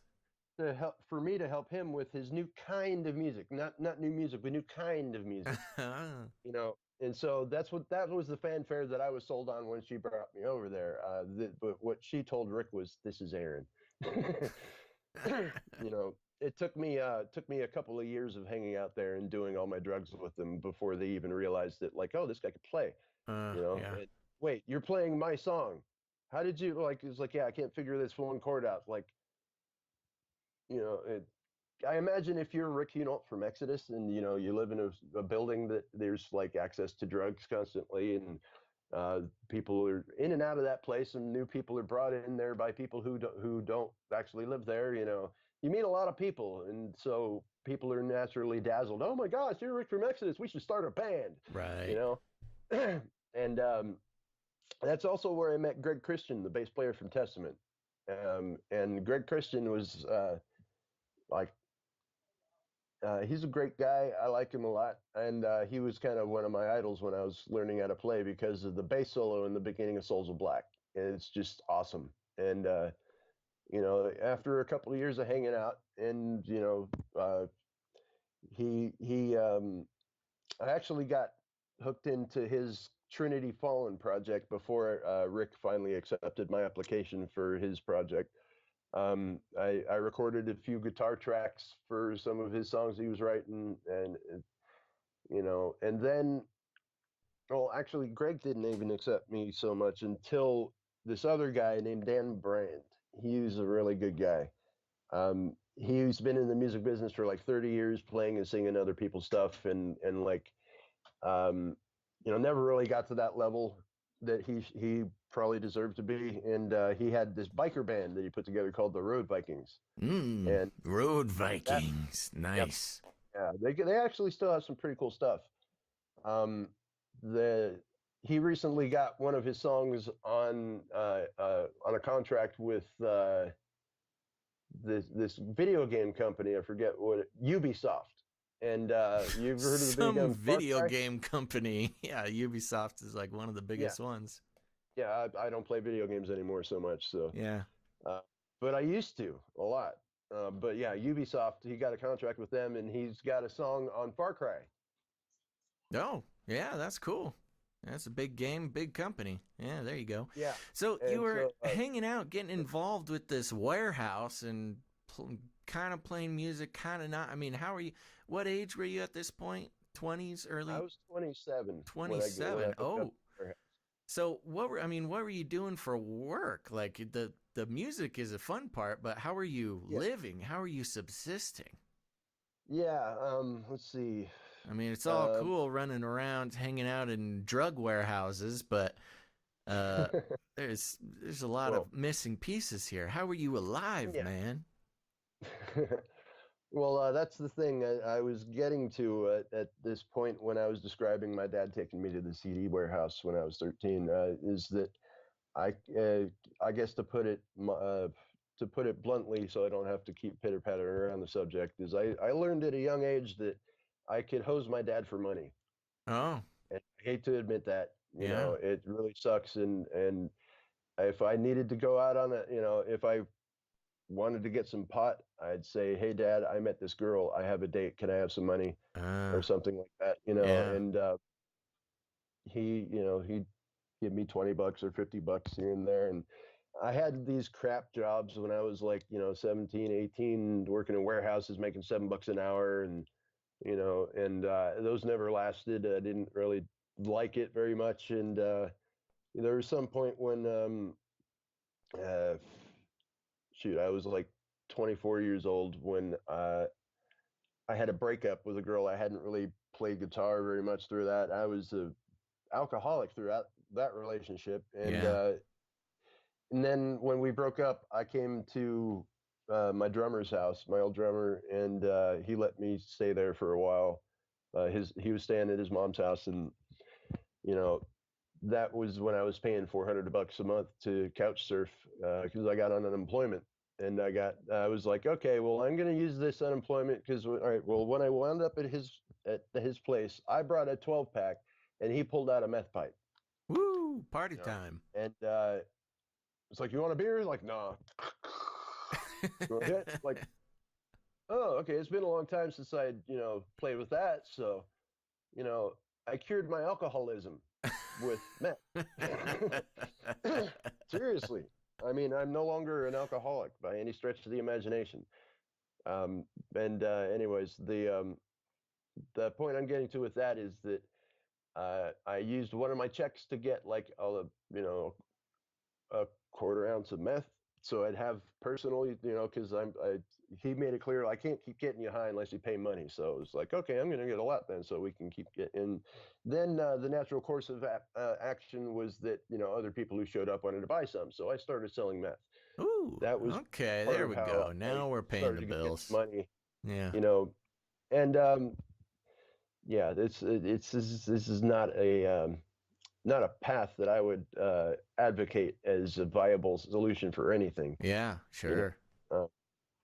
but to answer that question, at that time I was selling meth and doing meth and selling meth, and then when I'd run out of capital or I'd smoke too much, then I would call my dad and hit him up for 100, $200 or something like that and recap so that I could roll with that for the next while. And sorry, Dad. No, this is a great Yeah. opportunity. Well, I mean, he's listening right now. I I don't think know. he's ever Well, heard this either. So yeah, that's a. I Oh, love you, Dad. well, I'm that sorry make. about all that, but yeah. So that's what happened with most of the money that you gave me, Dad. Sorry. Anyways, so yeah, I'm hooked up with these bands and stuff. I was playing with the Road Vikings and with Trinity Fallen and Rick's project. It wasn't so much like an official project. He had a drummer and like he offered it for me to be the guitar player for it, but then we sat down and jammed together one time, like plugged in, both of us. And afterwards, he shook my hand. He's like, "Dude, that was great. I haven't jammed like that since with Gary, you know." And then after that, he wouldn't let me plug in his studio anymore. It was weird. Oh, wow. Anyway, but yeah, and then I let's skip around the details. I wound up in the pot business. Somebody who I knew was growing pot and needed some help growing it, and then needed some help selling it. And then I hooked up with this chick who I met at a rave at the studio, and she let's again. I have a lot of long stories that have a lot of details to them. The bottom line is she took the pot sale to a whole nother level, and I kind of coasted on her coattails. She I was selling pot for one grower, but she like turned it into like a statewide connection in California with all the growers in Oh, California wow. and selling packs. Yeah. People come in from out of state to buy like, 5, 10, 15, 20, 100 pounds. And she Woo! had all the people who were growing that strain at that price that they were looking for. And, so I kind of got into that for a while. And then I did a lot of time behind that too. Did a lot of Not a lot time. of time, but yeah, I got caught a handful Oh, of times. so you paid your dues to society there. Yeah, 5 months, 6 months, and then a little over a year. Oh, wow. I have 4 felony convictions for for felony possession of marijuana for sales in a state where marijuana is legal. Oh my gosh. Yeah, so that must have been a really big operation then, huh? Yeah. Well, she wasn't so much the operation as it was a brokerage. You know, the people who had the operations would go to us to, Oh to yeah, move their I stuff, don't and then mean she had to the fire. industry Yeah, term grow operation. I yeah, just mean yeah, well, generalized term of operation. That was you got some big time thing. Okay, so you had some money moving around then. You weren't just some bum playing a guitar on the Barts. yeah. I was for quite some time, but anyways, she's the one who showed me these YouTube videos like an esoteric agenda, and Mm, I learned about the Freemasons and secret societies, and this is where the conspiracy part comes in. You know, okay. this is a Joyspiracy theory episode, There you go. right? So I learned it was about 2009, 2010 is when I first discovered that that there's more to the political world and more to the rest of the world than. And that's not just the spiritual aspect of it now, but now there's a physical aspect of secret societies. I kind of logged that away in the back of my brain and just understood that and was able to view the world from that perspective after that. I didn't really actively do my own research, by which I mean watch YouTube videos yet. But a few years ago, recently, is when, the blinders really got peeled off and I started doing my own research, by which I mean watching YouTube videos. And Hey, believe it or it's not, good to be as much as that honest. sounds lame, like, this is what happened. No, yeah. And that's where most truth that I've ever found in my entire life, short of the Bible itself, has been found. It's a great resource if you know the right channels, That's right. and they're purging them as we speak. But let's see, now, yeah, the band thing kind of dissolved after my last prison term, which was served in county, and yeah, Well, was that a wake up call? How did that feel? I mean, that you spent a decent amount of time behind bars. I mean, yeah. was that like a street cred thing, or was it a wake up call? I mean, what was your experience in there? Um, well, that was when I really got clean, you Yeah. know.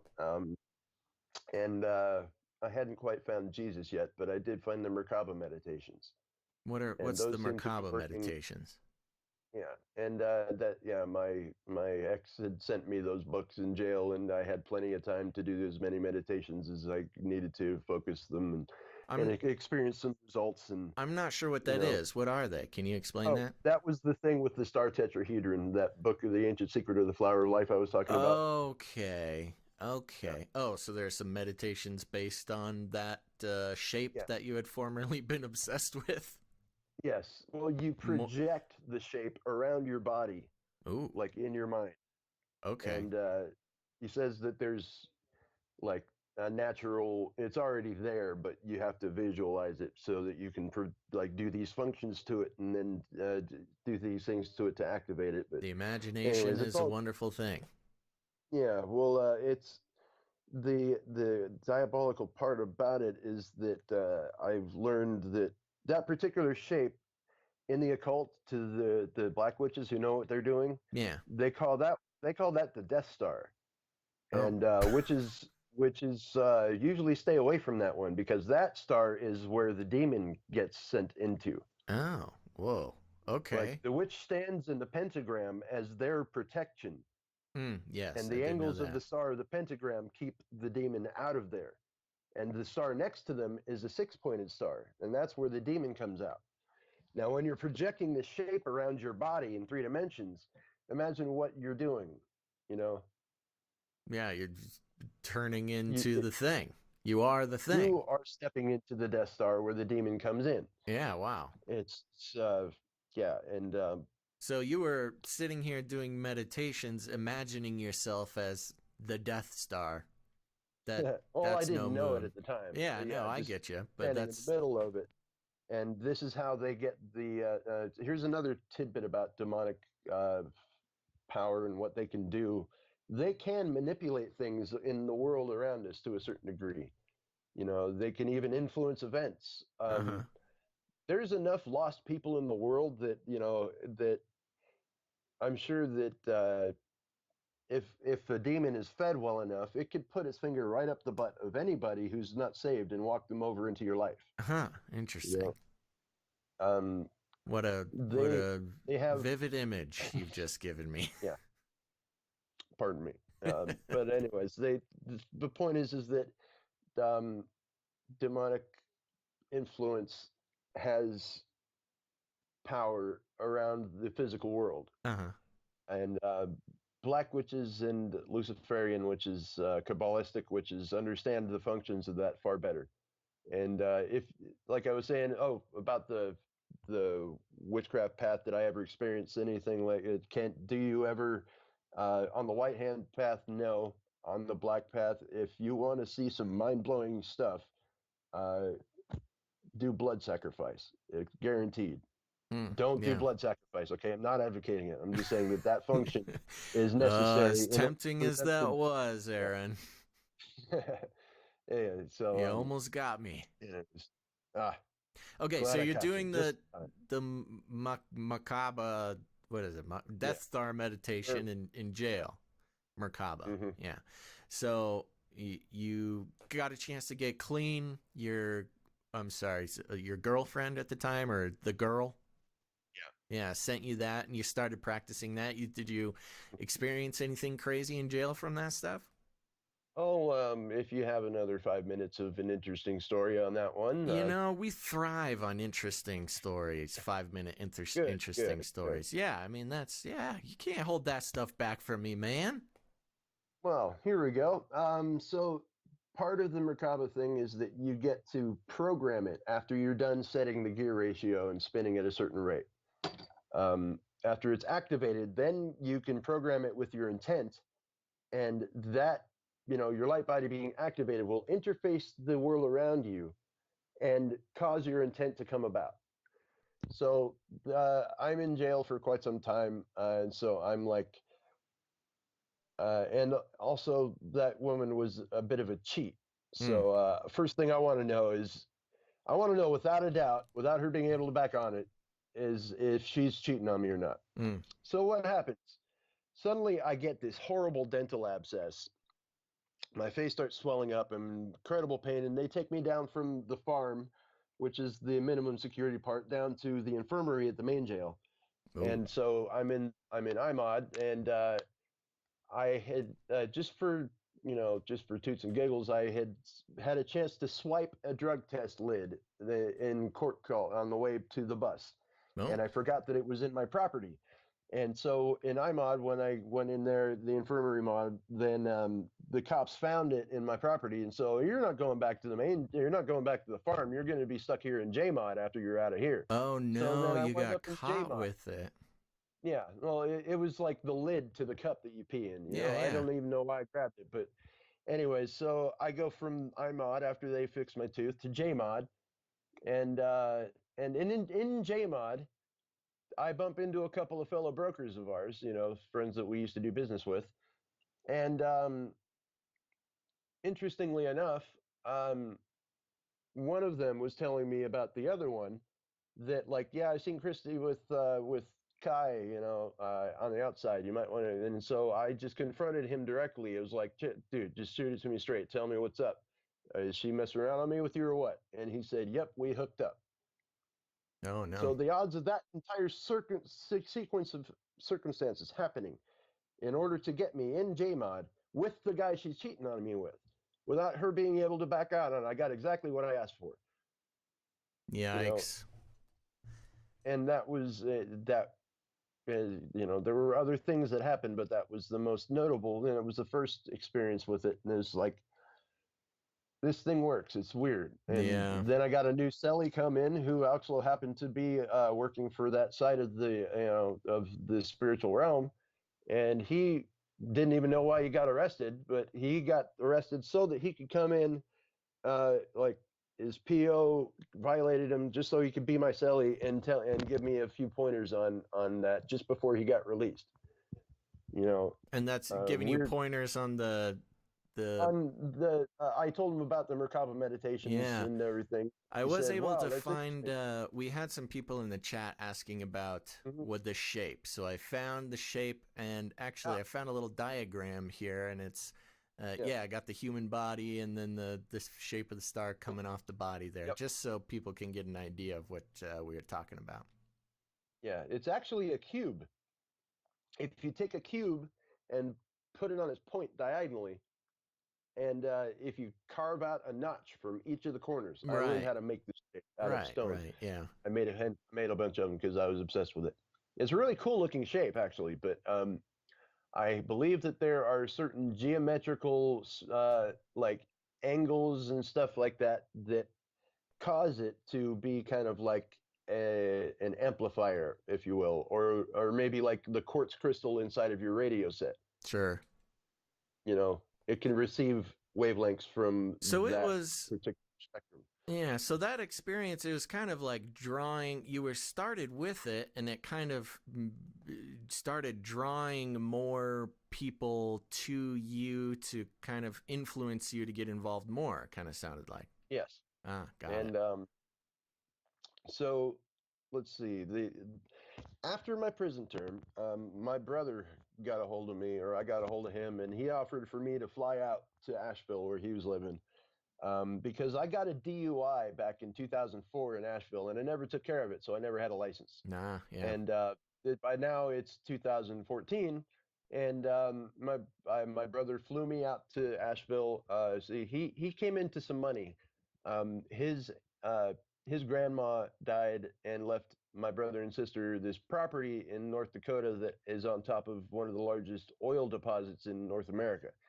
So he Oh my well, gosh. when they first found out about it, it's called the Bakken Formation in North Dakota. But anyways, when he first found out about it, he said, "Well, you're my brother, anyways. I'm going to split it with you," or something like that. And then that never happened. And I'm not butthurt about that, whatever.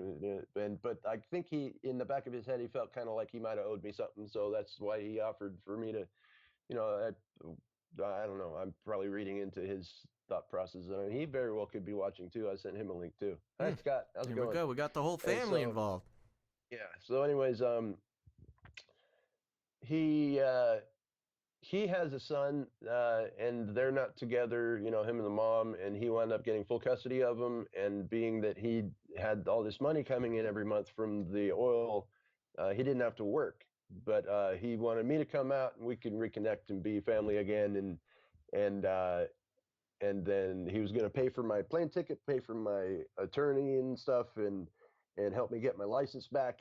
Yeah. And then you know, I thought it was going to be like, you know, a couple week or maybe a month long thing, and then I was going to fly back. And as I just got back with the Road Vikings, and they were filming a video in that February or April or something like that, and that didn't actually happen.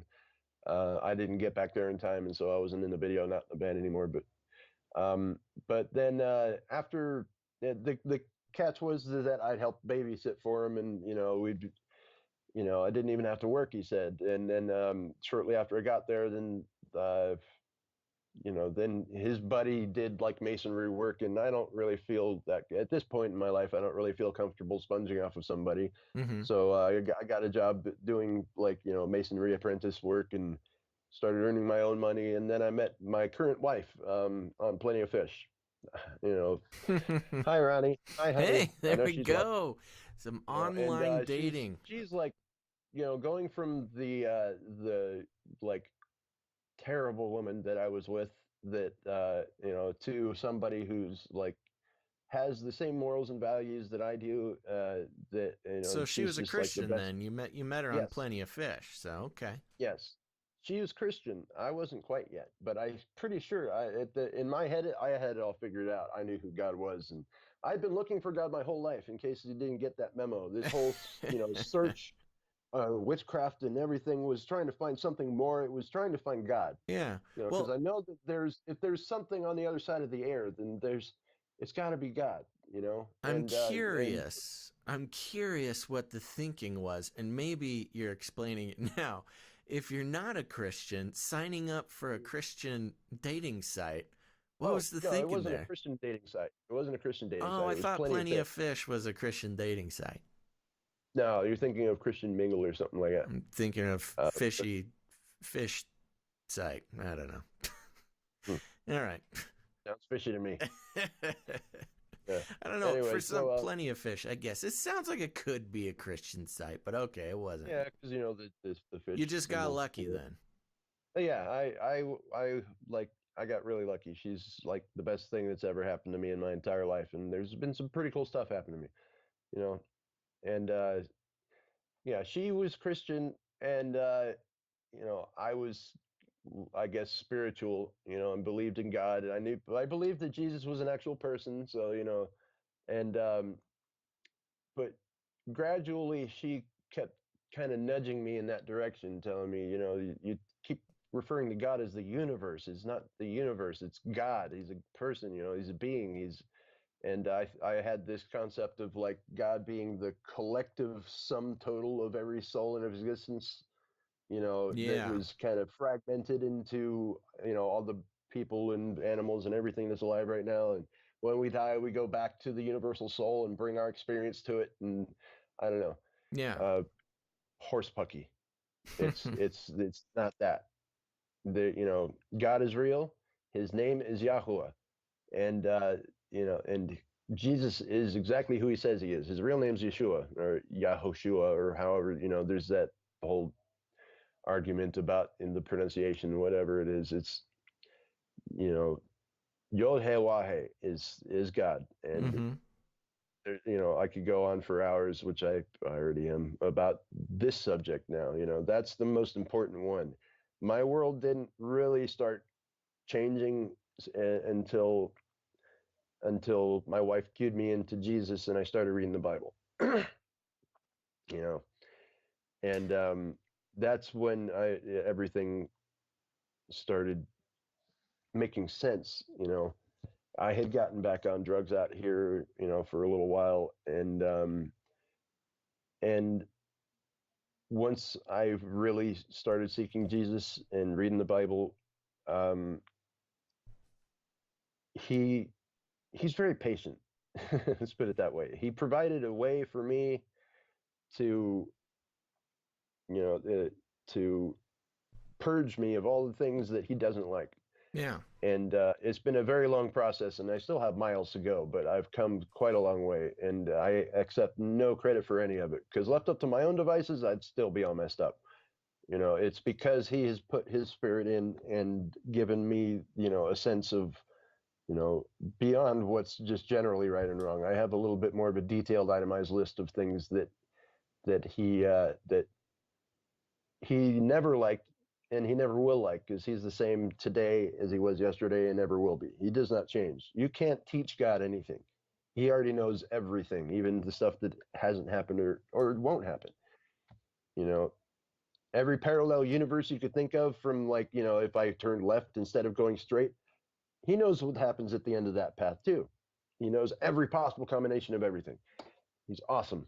And he's completely changed me. Like they said that, you know, you will be a new creature when you come to Jesus. And if you'd seen me 2 years ago, like, you wouldn't even know that was me. Oh wow. Uh, Even only 2 years, huh?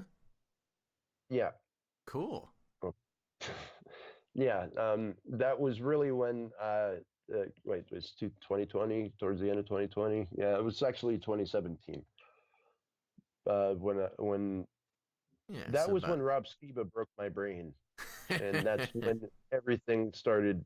When I first started understanding the layers of massive deception that is, going on in every possible facet of everything in the world.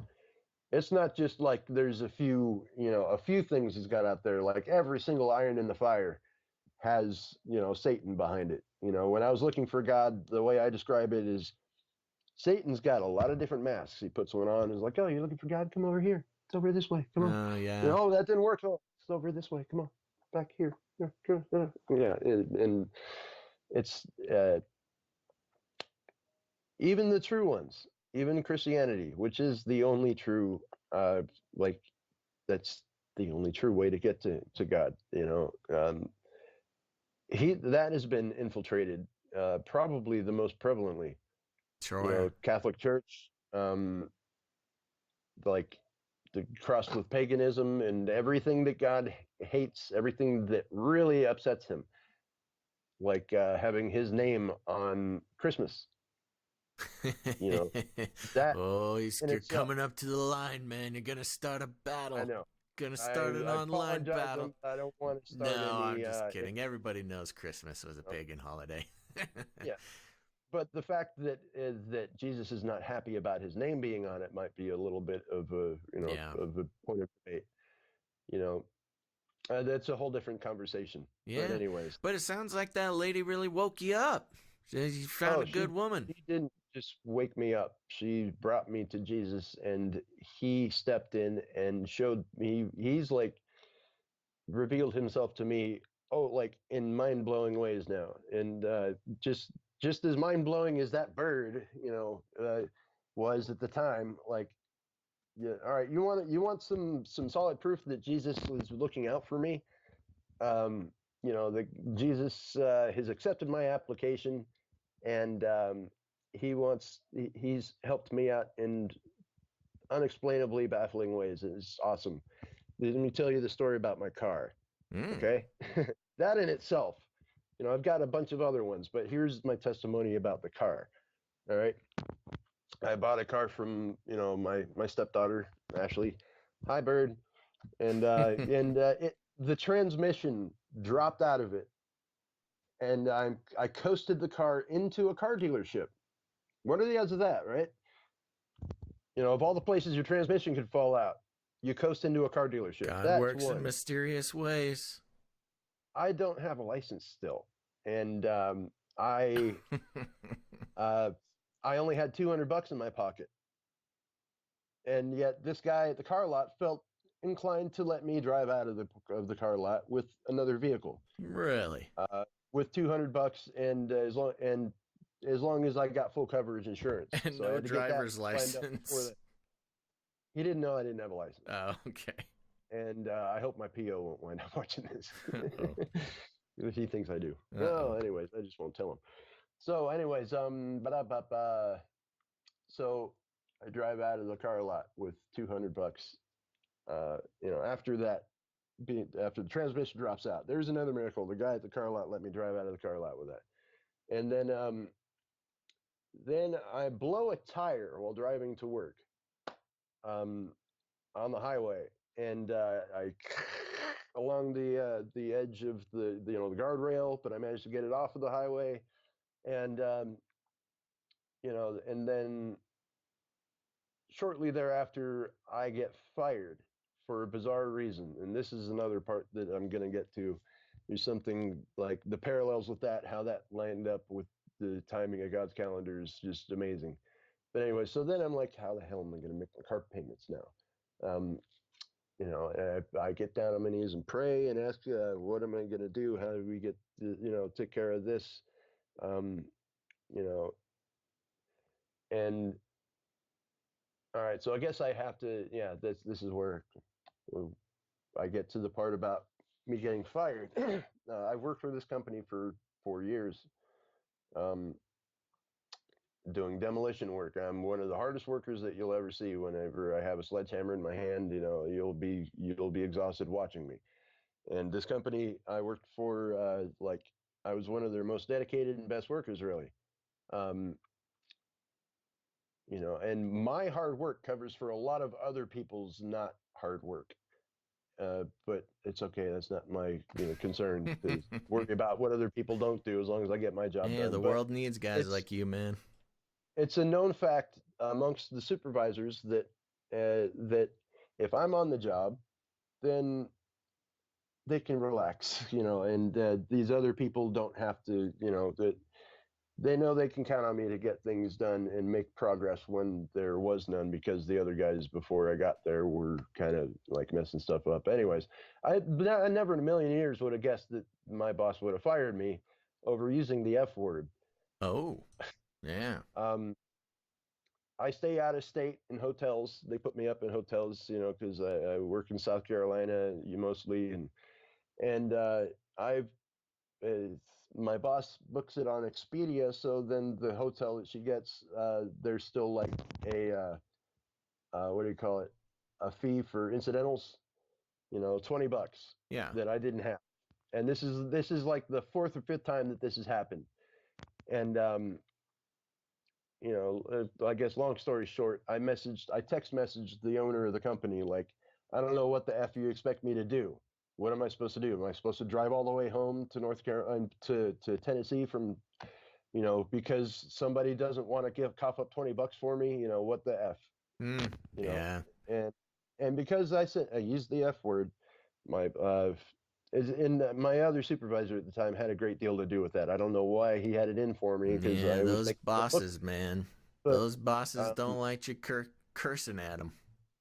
there was and it wasn't even directly at him. It was just, what the f do you expect me to do? Sure. Not like f you. And anyways, I get fired, um, and it's like I'm kind of reeling because like what Sure. you Yeah. know for that, there's other people who like that do meth and you're not firing them, Yeah. you know But they got and clean language, man. They say, "Gol darn it." no they don't, no they don't. But anyways, um as I'm driving home from there, I see a license plate. It says from Ben. If you know anything about Hebrew, the word Ben means son. You know, Yeah. there's another little son. And so I saw that and it was like, from Ben, Ben, wait. So I took that as possibly a sign that God is telling me that like I did this. You know, that this occurrence was orchestrated because I did it. And that's kind of a stretch to see a license plate and think God's talking to you, right? But Yeah. as it turns It's like a out, bird talking to you in your headphones, man. yeah. Well, as it turns out, the see, when I was at work, I was taking a lot of kratom. Mm-hmm. Kratom is legal. It's natural. It's the ground up leaf from a tree. Sure. It was how I got off of Suboxone. Yeah. And it has physical withdrawals when you stop taking Suboxone. You want to curl up into a ball and die, but you can't.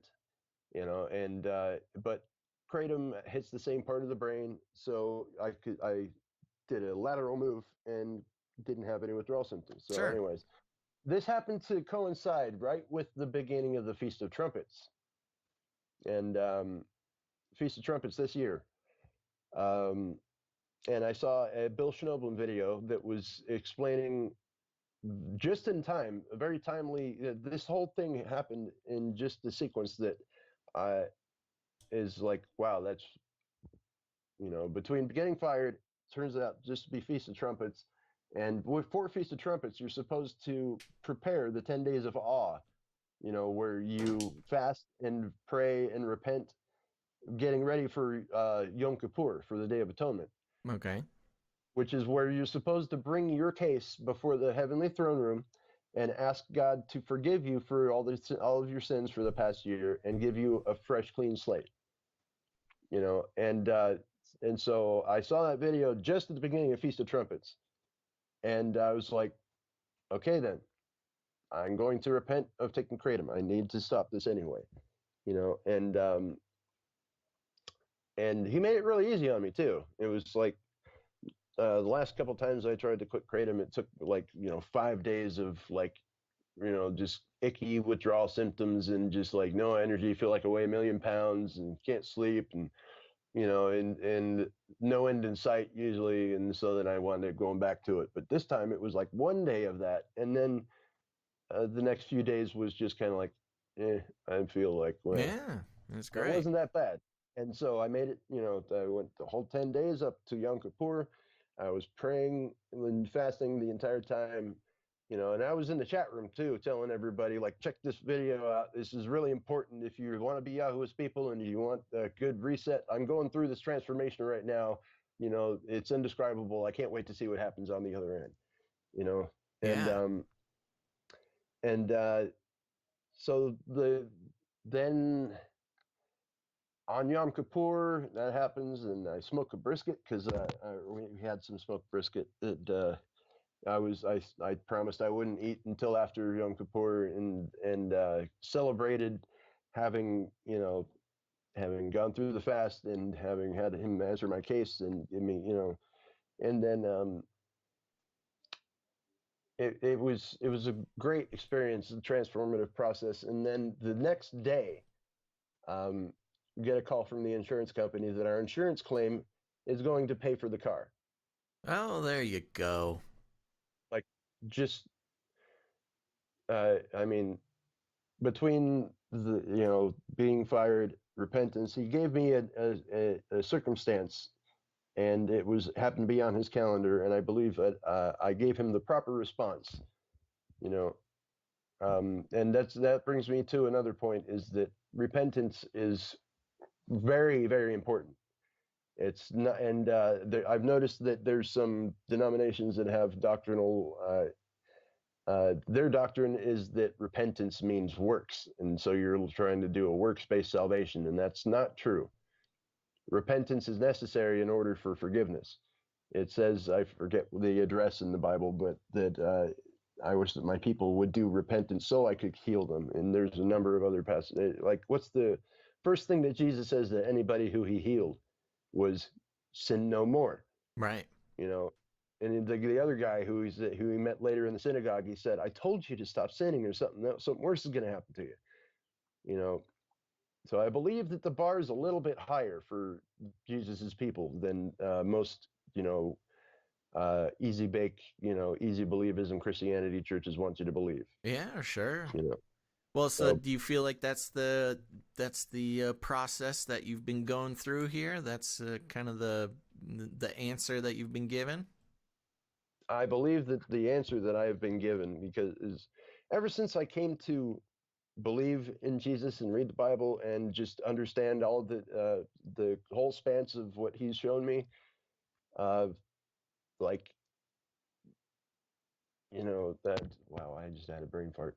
No, it's all good. Yeah, the whole spans of everything. And I again, I'm never one to toot my own horn, but He's really given me a condensed course Yeah. in what what it means to be a follower of Jesus, the whole history of the Jews in the Old Testament, and how like we're His people and everyone's His people who wants to be, but there's a few caveats that many don't get. I don't know where I'm going with this. I'm No, kind of no, that's all good. You know, spinning oil, but my point is that, yeah, that um, He has blessed me and blessed me and blessed me, and that the car is just one more thing to add to a very large list of things that He's done for me, yeah, to absolutely. show me that I'm here, I care, you're on the right track, and this is what I want you to. This is I've been literally applying for the job. Like, I've been praying and asking Him, please accept my job application. The beginning of the Lord's Prayer starts off with, "Your kingdom come, Your will be done." Well, the "Your will be done" part is this one pastor, John Barnett, breaks it down really well. He's on Discover the Book Ministries on YouTube, DTBM. Highly recommend him. Anyways, he breaks it down and says that first part is to help me focus on what Your will is for my life, so that I can carry out Your will over mine. You know, and that's what I've been wanting to do. I want Him to accept my application, so that I can carry out His will over mine. Yeah. That's like the ultimate thing, that if you could have anything in the whole world, like, that's what I want. Yeah, for sure, man. I mean, just even hearing your story, even knowing, the timeline a little bit better now, and especially with that the recent feast story you were talking about, it's really incredible to see the transformation that you've been through. I mean, you weren't joking, man. Your life has spanned a lot of different, a lot of range, bro. And Yeah, it's really impressive to see what God can do with people who are willing to do it. And I do yeah, gotta give some massive props to your wife, though, man. I gotta say, sounds like she was yeah. the one who really, she's your knight in shining armor. Absolutely. I'm so blessed to have her in my world. She's just amazing, you know. And yeah, like Yeah, I mean, if it this weren't is for her intervention in my life, I very well could still be doing Merkaba meditations and thinking that I'm connecting with, source. well, it sounds And exactly like that's where you would be without yeah, her. So big high five to her. That's fantastic. Yeah, well, that's incredible, man. And I gotta say, it's been a pleasure over the past this past year, hmm having you in the live streams for Canary Cry News Talk and stuff. And hmm are you over there in the Canary Cry community? yes, I pop my head in from time to time. Yeah, okay. I don't. Sometimes I'll peruse the threads, but I don't know. My my Canary Cry community habits are more like start a thread and then go. And then bail. Probably the best, most, except it's not an advised way of handling the community, but you know, uh, Yeah, no, yes, I there's am no in the worries. community, Well, and what I mean to say is it's been great having you around, and I know a lot of people agree with me who are watching live and continue to watch live. And knowing more about your story and what you've been through and where you're at and where you stand is a very valuable experience for me. And I'm sure, especially as I've been watching through the chat here, and especially a wonderful experience for the people in the chat. Now, we've been going for a few hours here, so I don't want to leave anything out. But if you're open and willing, we can start landing the plane a little bit. yeah, Not now, but absolutely. I we'll was just thinking start the that. process. Okay, Okay. well, let's see. I've got one more little thing to add about the car actually, and actually where we are today. Okay, Um, that's good. Bring us to you know, today. I've been praying, like I said, asking for him to accept the job application that I can, do something for the kingdom because I have this thing in the back of my head about like wasted talent. I didn't Yeah. really do very much with my music or my art. By the way, did you get the portrait yet? Gonz is going to be sending it to me. He's been a little busy this week, but it Oh, that's right. is Yeah. in the plan. He does have it. Cool. Yeah. I Yeah. can't wait to Yeah. see it in So, person. yeah, the picture it looks better than it does in the picture. Uh, I I have some gifts that I've been given that have been refined and then just kind of Yeah, well, I was going to say, I I never mean, did much with them. yeah, you Um, talked about not doing a lot of drawing, but you're an excellent artist, and I'm sure just as good of a musician, if not better. So, what are you doing now with your wonderful talents? well, that's the thing is I'm not really doing anything with them yet. I've got a notebook that I'm trying to write some cool lyrics that I have a plan to turn Satan's best weapon against him and There you make some go. Christian metal.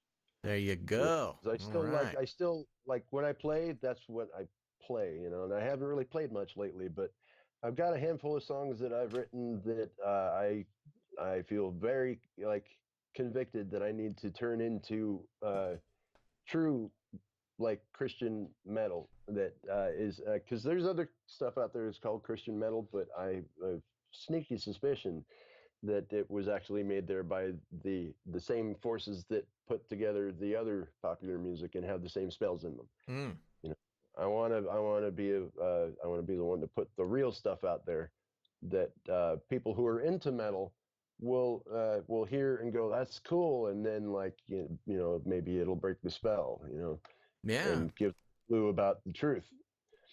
Yeah, that Yeah, sounds rad, man. You got to get working on that. And I yeah. mean, I gotta say, I mean, we've shown your artwork live on the show, and you're fantastic at that. Any chances of doing more of that? It kind of sounded like you had done it begrudgingly. Yeah, well, the thing is I don't know what happened. Um, I guess I kind of do. Is I used to draw and play my music when I was high. Mm-hmm. And I don't get high anymore. And then I guess the desire and motivation and ambition and excitement about it kind of just went with the so. That's one way of looking at it. The other way of looking at it is I kind of got burned out on doing portraits when I was in jail. Mm. You know, so I used to charge $5 a face to sit down and draw somebody's face.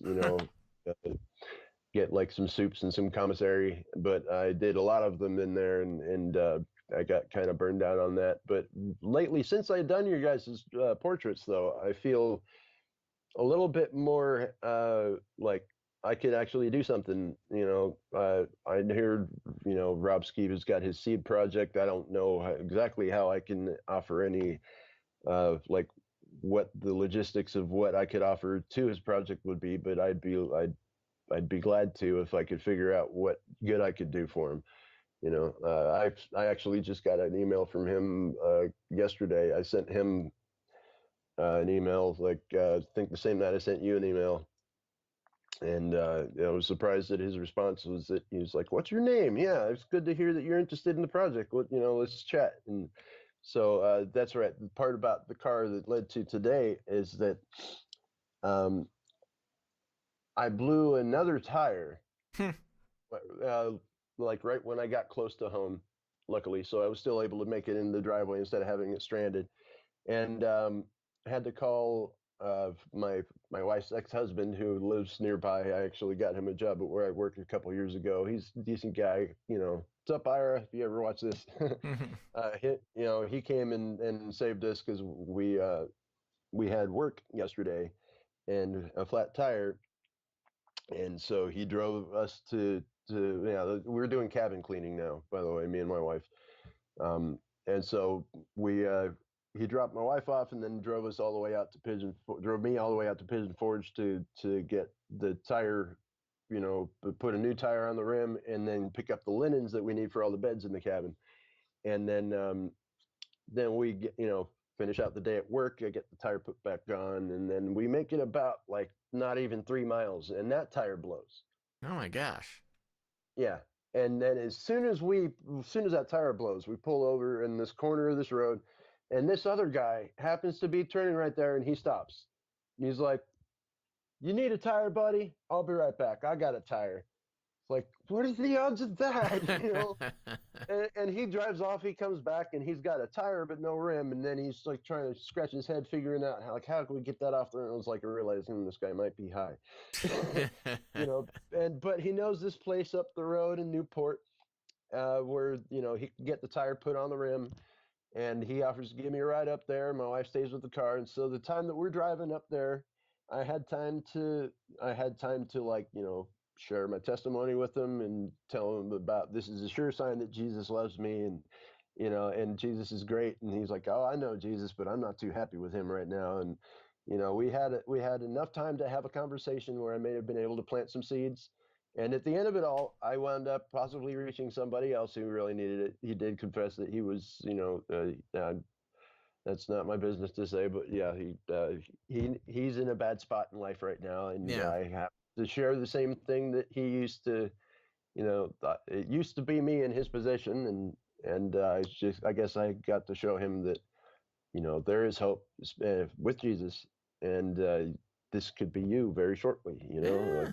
That's great, uh, man. and so they wound up with us having the other tire yesterday.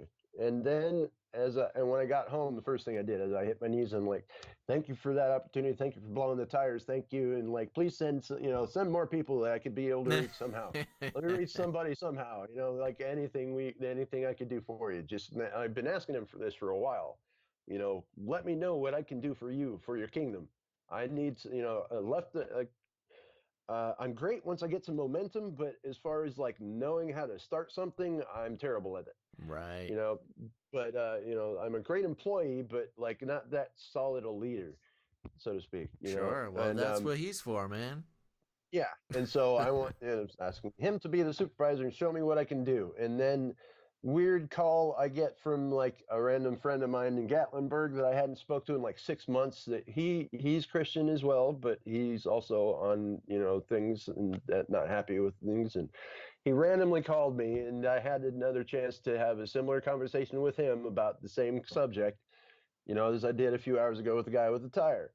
And I was like, it's funny. I did just pray and ask him to send more people that I can, make a difference with. And then this morning I look up, and then you've sent me an email saying, "Can you go live today?" Like, all right, awesome, thank you. There you go, Yes, man. When it yeah. rains, it pours. Well, I don't want it to stop raining. There you go. Well, that's This awesome, man. I take this as a clear sign that he may have accepted my application finally. Well, it feels good. Feels good to get hired like that, man. Yes, Well, that's so yes. cool. Well, I'm so happy to have been able to be a part of that. I mean, I try to make myself available as much as I can, and I'm just happy that he crossed our paths like that. As It's amazing you do that, like in mind-blowing ways. And what gets me is that the scoffers and the atheists think that we believe in a fairy tale. He's real. He's absolutely real, and he will reveal himself if you really, really want to know and you actively seek him out, like yeah, with all your heart. You gotta put forth some effort, and he sees your heart. He knows if you're actually serious or not. yeah, knocking the door will be open. It just keeps proving Yes. itself over and over. Well, that's rad, man. Thank you so much for coming on and, Hmm. and sharing your story. I do got to You ask, there was so a much for little, having. you betcha, there was a moment when we were doing our test calls and you Hmm. dropped your phone, and it leads right into the question I always got to ask at the end of the show, which is do you have any furry friends? Oh, I have 5 furry friends actually, Five and furry one friends. of That's a them is named lot. Allie. Allie, was that the one that I saw earlier? Yep. That's So my little cute. allywag. Would you Tiny like for me little to go Allie. and bring them? They're small dogs. Well, one of them's full size, but they're kind of rambunctious. I might have to go and retrieve them one by one if you want to be patient. Hey, I mean, if we can even whatever one is closest. This is a Oh, live I'm in. this is a live video broadcast. Our first time Yeah, doing live video. So if there's a I'm dog in the that can bedroom make it right now. on, I'll have we're a to go winner. retrieve one. Okay. All right. All right. I'll entertain everybody while you go get a dog. All right. Good deal. Be right Okay. back. Well, see, folks, isn't it just that easy? See, here's the thing. Sometimes I'll put a word out there, either on social media or on one of our other shows, just trying to get something rolling. And, when Gonz isn't here and I'm left to my own devices, it becomes, you get put on Basil time. And on Basil time, you got to be ready for action at a moment's notice. And there were a handful of you out there who got some emails back from me, and in no way should you take the fact that Aaron made it on as a sign that you won't be on. Hopefully, I'll be doing more of these, and you'll be at the top of the list. Yeah, Uh-oh, Toby. he's back. I don't know if I see dogs or not, Okay. though. Let's see. This one is Squirrel. Oh, Hello, Squirrely boy. squirrel! Look, we've got He's a little his chihuahua. little Yes. brown chihuahua. Look at him. I think he's Hmm. do you think he knows he's being broadcasted out over the internet? I don't think so. I guarantee you he has no clue. Dogs understanding the internet. He's a good boy. Hey, Very Squirrely. cute. Come here, Good one. Allywag. Good one. Wag him. Come on, baby dog. Up. This is Allie. She is just the cutest little thing ever. Oh yeah. Oh, so cute. Is that a Oh, hers chihuahua just like too? Snoop. No, she was advertised as a Chihuahua, but I think she's a Jack Russell mix or something like that. Squirrel is She's got the such a markings of Jack Russell. yeah, I was gonna say it kind of looks like maybe a mix. Very And cute. these two are the progenitors of the other two that we have. Uh-oh. My car broke down in South Carolina, and she was in heat. And they when a doggy and mommy love each other very much. Oh, yeah, the other two are out in the living room still, and Oh, so they're you've got super cute too. it's a family affair there. Yep. That's Would you like? adorable. Could you handle another 30-second pause while I retrieve the other two? Sure, I'll finish my announcements. All right, cool. Okay. Ooh, that microphone banging is a little tough. But thanks for coming in, everybody. And yeah, like I was saying, if you gave me an email for the call out to see if you want to come on, that offer still stands. It's just a matter of getting you on the schedule. And like I was saying, sometimes it's a last minute thing. So if you're flexible, that's the easiest way to make it happen. But I am planning. Oopsies! I almost shut everything off there. But I'm hoping to get my scheduling. I've got like a crowd scheduling software where I can put my available times, and you can see if any of them work with you, and we'll get some more Joyspiracy rolling. I think that sounds pretty good. I'm not sure. Not 100% sure if live every time is going to be the way to go, but regardless, more's coming. All right. Okay. This one here is Blondie. Come here, Blondie. Blondie. Oh my God. You got to watch Isn't out for he that cute? microphone there. Sounds like a thunderstorm, but she's cute too. Oh, that's good. You know, when I heard you had 5 of them. Oh. 1 second. There we go. That's what happens, folks. Yep. Come here, Phil. That was an exciting way to. That was exciting. Oh, isn't he? Junior. Oh, so dapper. Like puppies. But he's full grown. And good boy. Okay. So good. Wow, I'm glad that all those dogs are small. You said you had 5 dogs. I thought that could get really dangerous. You know, the dog stampedes coming down the hallway. But yeah, that's a manageable size. Yeah. Oh, good. Yeah. Well, the 5th one was actually my stepdaughter's dog, and they moved into a place that that didn't allow pets, and so we had to take her in, and she's become part of the family. It's a handful, but you know, Hey. but I can't bear to be without them. I couldn't imagine a single one of them not, Yeah, being. You're doing the Lord's work, man. Somebody's got to take care of all these tiny dogs, and you've been chosen. All right, man. Well, I appreciate that so much, and thanks for coming on and being able to handle being on Basil time, responding quickly, being ready at the drop of a hat. You're like a minute man. Oh. You're just ready to go. I'm very honored that you picked me, and that filled that little void that Gonz has left in our hearts. And I know. We're all just trying our best to get through baby week without him, but we'll try to get him back as soon as you can. Well, thank you so much, buddy. Remember, everybody, you can talk to Aaron on live broadcasts during Canary Cry News Talks. He's Incarnate Unlimited. He's a house favorite. And so make sure to say hi and tell him how much you enjoyed this show next time you see him. Okay? All right, Aaron. I'm going to leave you with some last words. Any last words? And then I'll let you go. Last words. Let me think about that. You got me a stumper there. I got him. I finally got him. Oh, you got me. Well, that's okay, buddy. Oh, I appreciate it so much. And you and I will talk more later. Awesome. Take it easy, Love buddy. you, brother. You too, man. Thank you, family, for listening. And, Basta Luigi. Very good. All right, everybody. There you go. You got to hang out with Aaron and myself. I'm not even sure how long that was. I think we're going on a few hours. So you're welcome, everybody. And thanks for tuning in and being here live. This is awesome. I'm glad we finally got to do a Joyspiracy Theory live, and Variety Week, Baby Week was a great time to do it. Remember, for those who may have missed the announcement, Gonz's baby, Keizo, he's here. He's here. He's alive. He's strong. He's powerful. And he's got his daddy's eyes.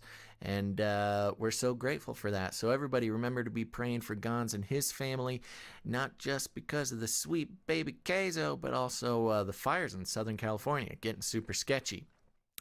And there you go. Remember, I will be back with some other iteration of Canary Cry News Talk Variety Week on Friday, I believe. What is Friday? Hold on. That's going to be the 30th. Yeah, Friday the 30th.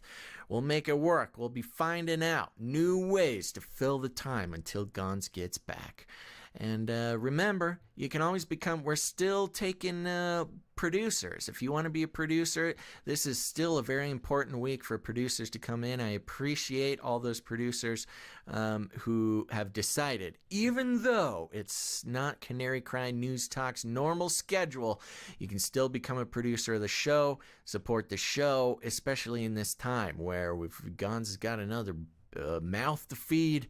There's fires. My cat is waiting on some very important test results from the veterinarian, and more than anything, we just need to keep this show going. We're on the value for value model, which is we do our shows, we do it for free, but it's not just for free. If you get value out of it, you have the opportunity to put some value back in. Best place to do that is canarycryradio.com/support.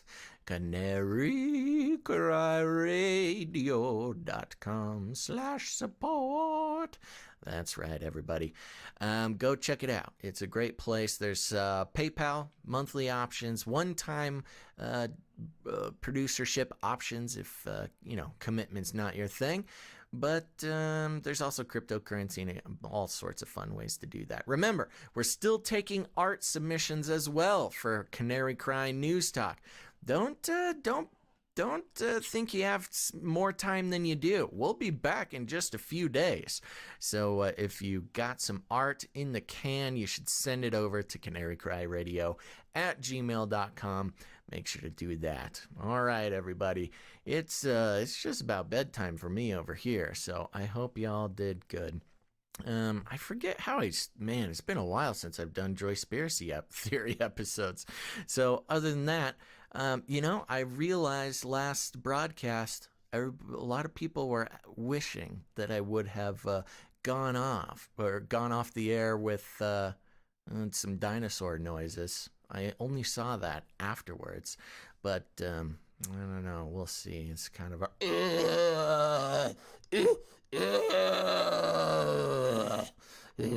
there you go. Sorry. All right, everybody. Make sure to be back here on Friday the 30th, sometimes between noon and 3 p.m. Pacific Standard Time. But until then, you know what to do. Think outside the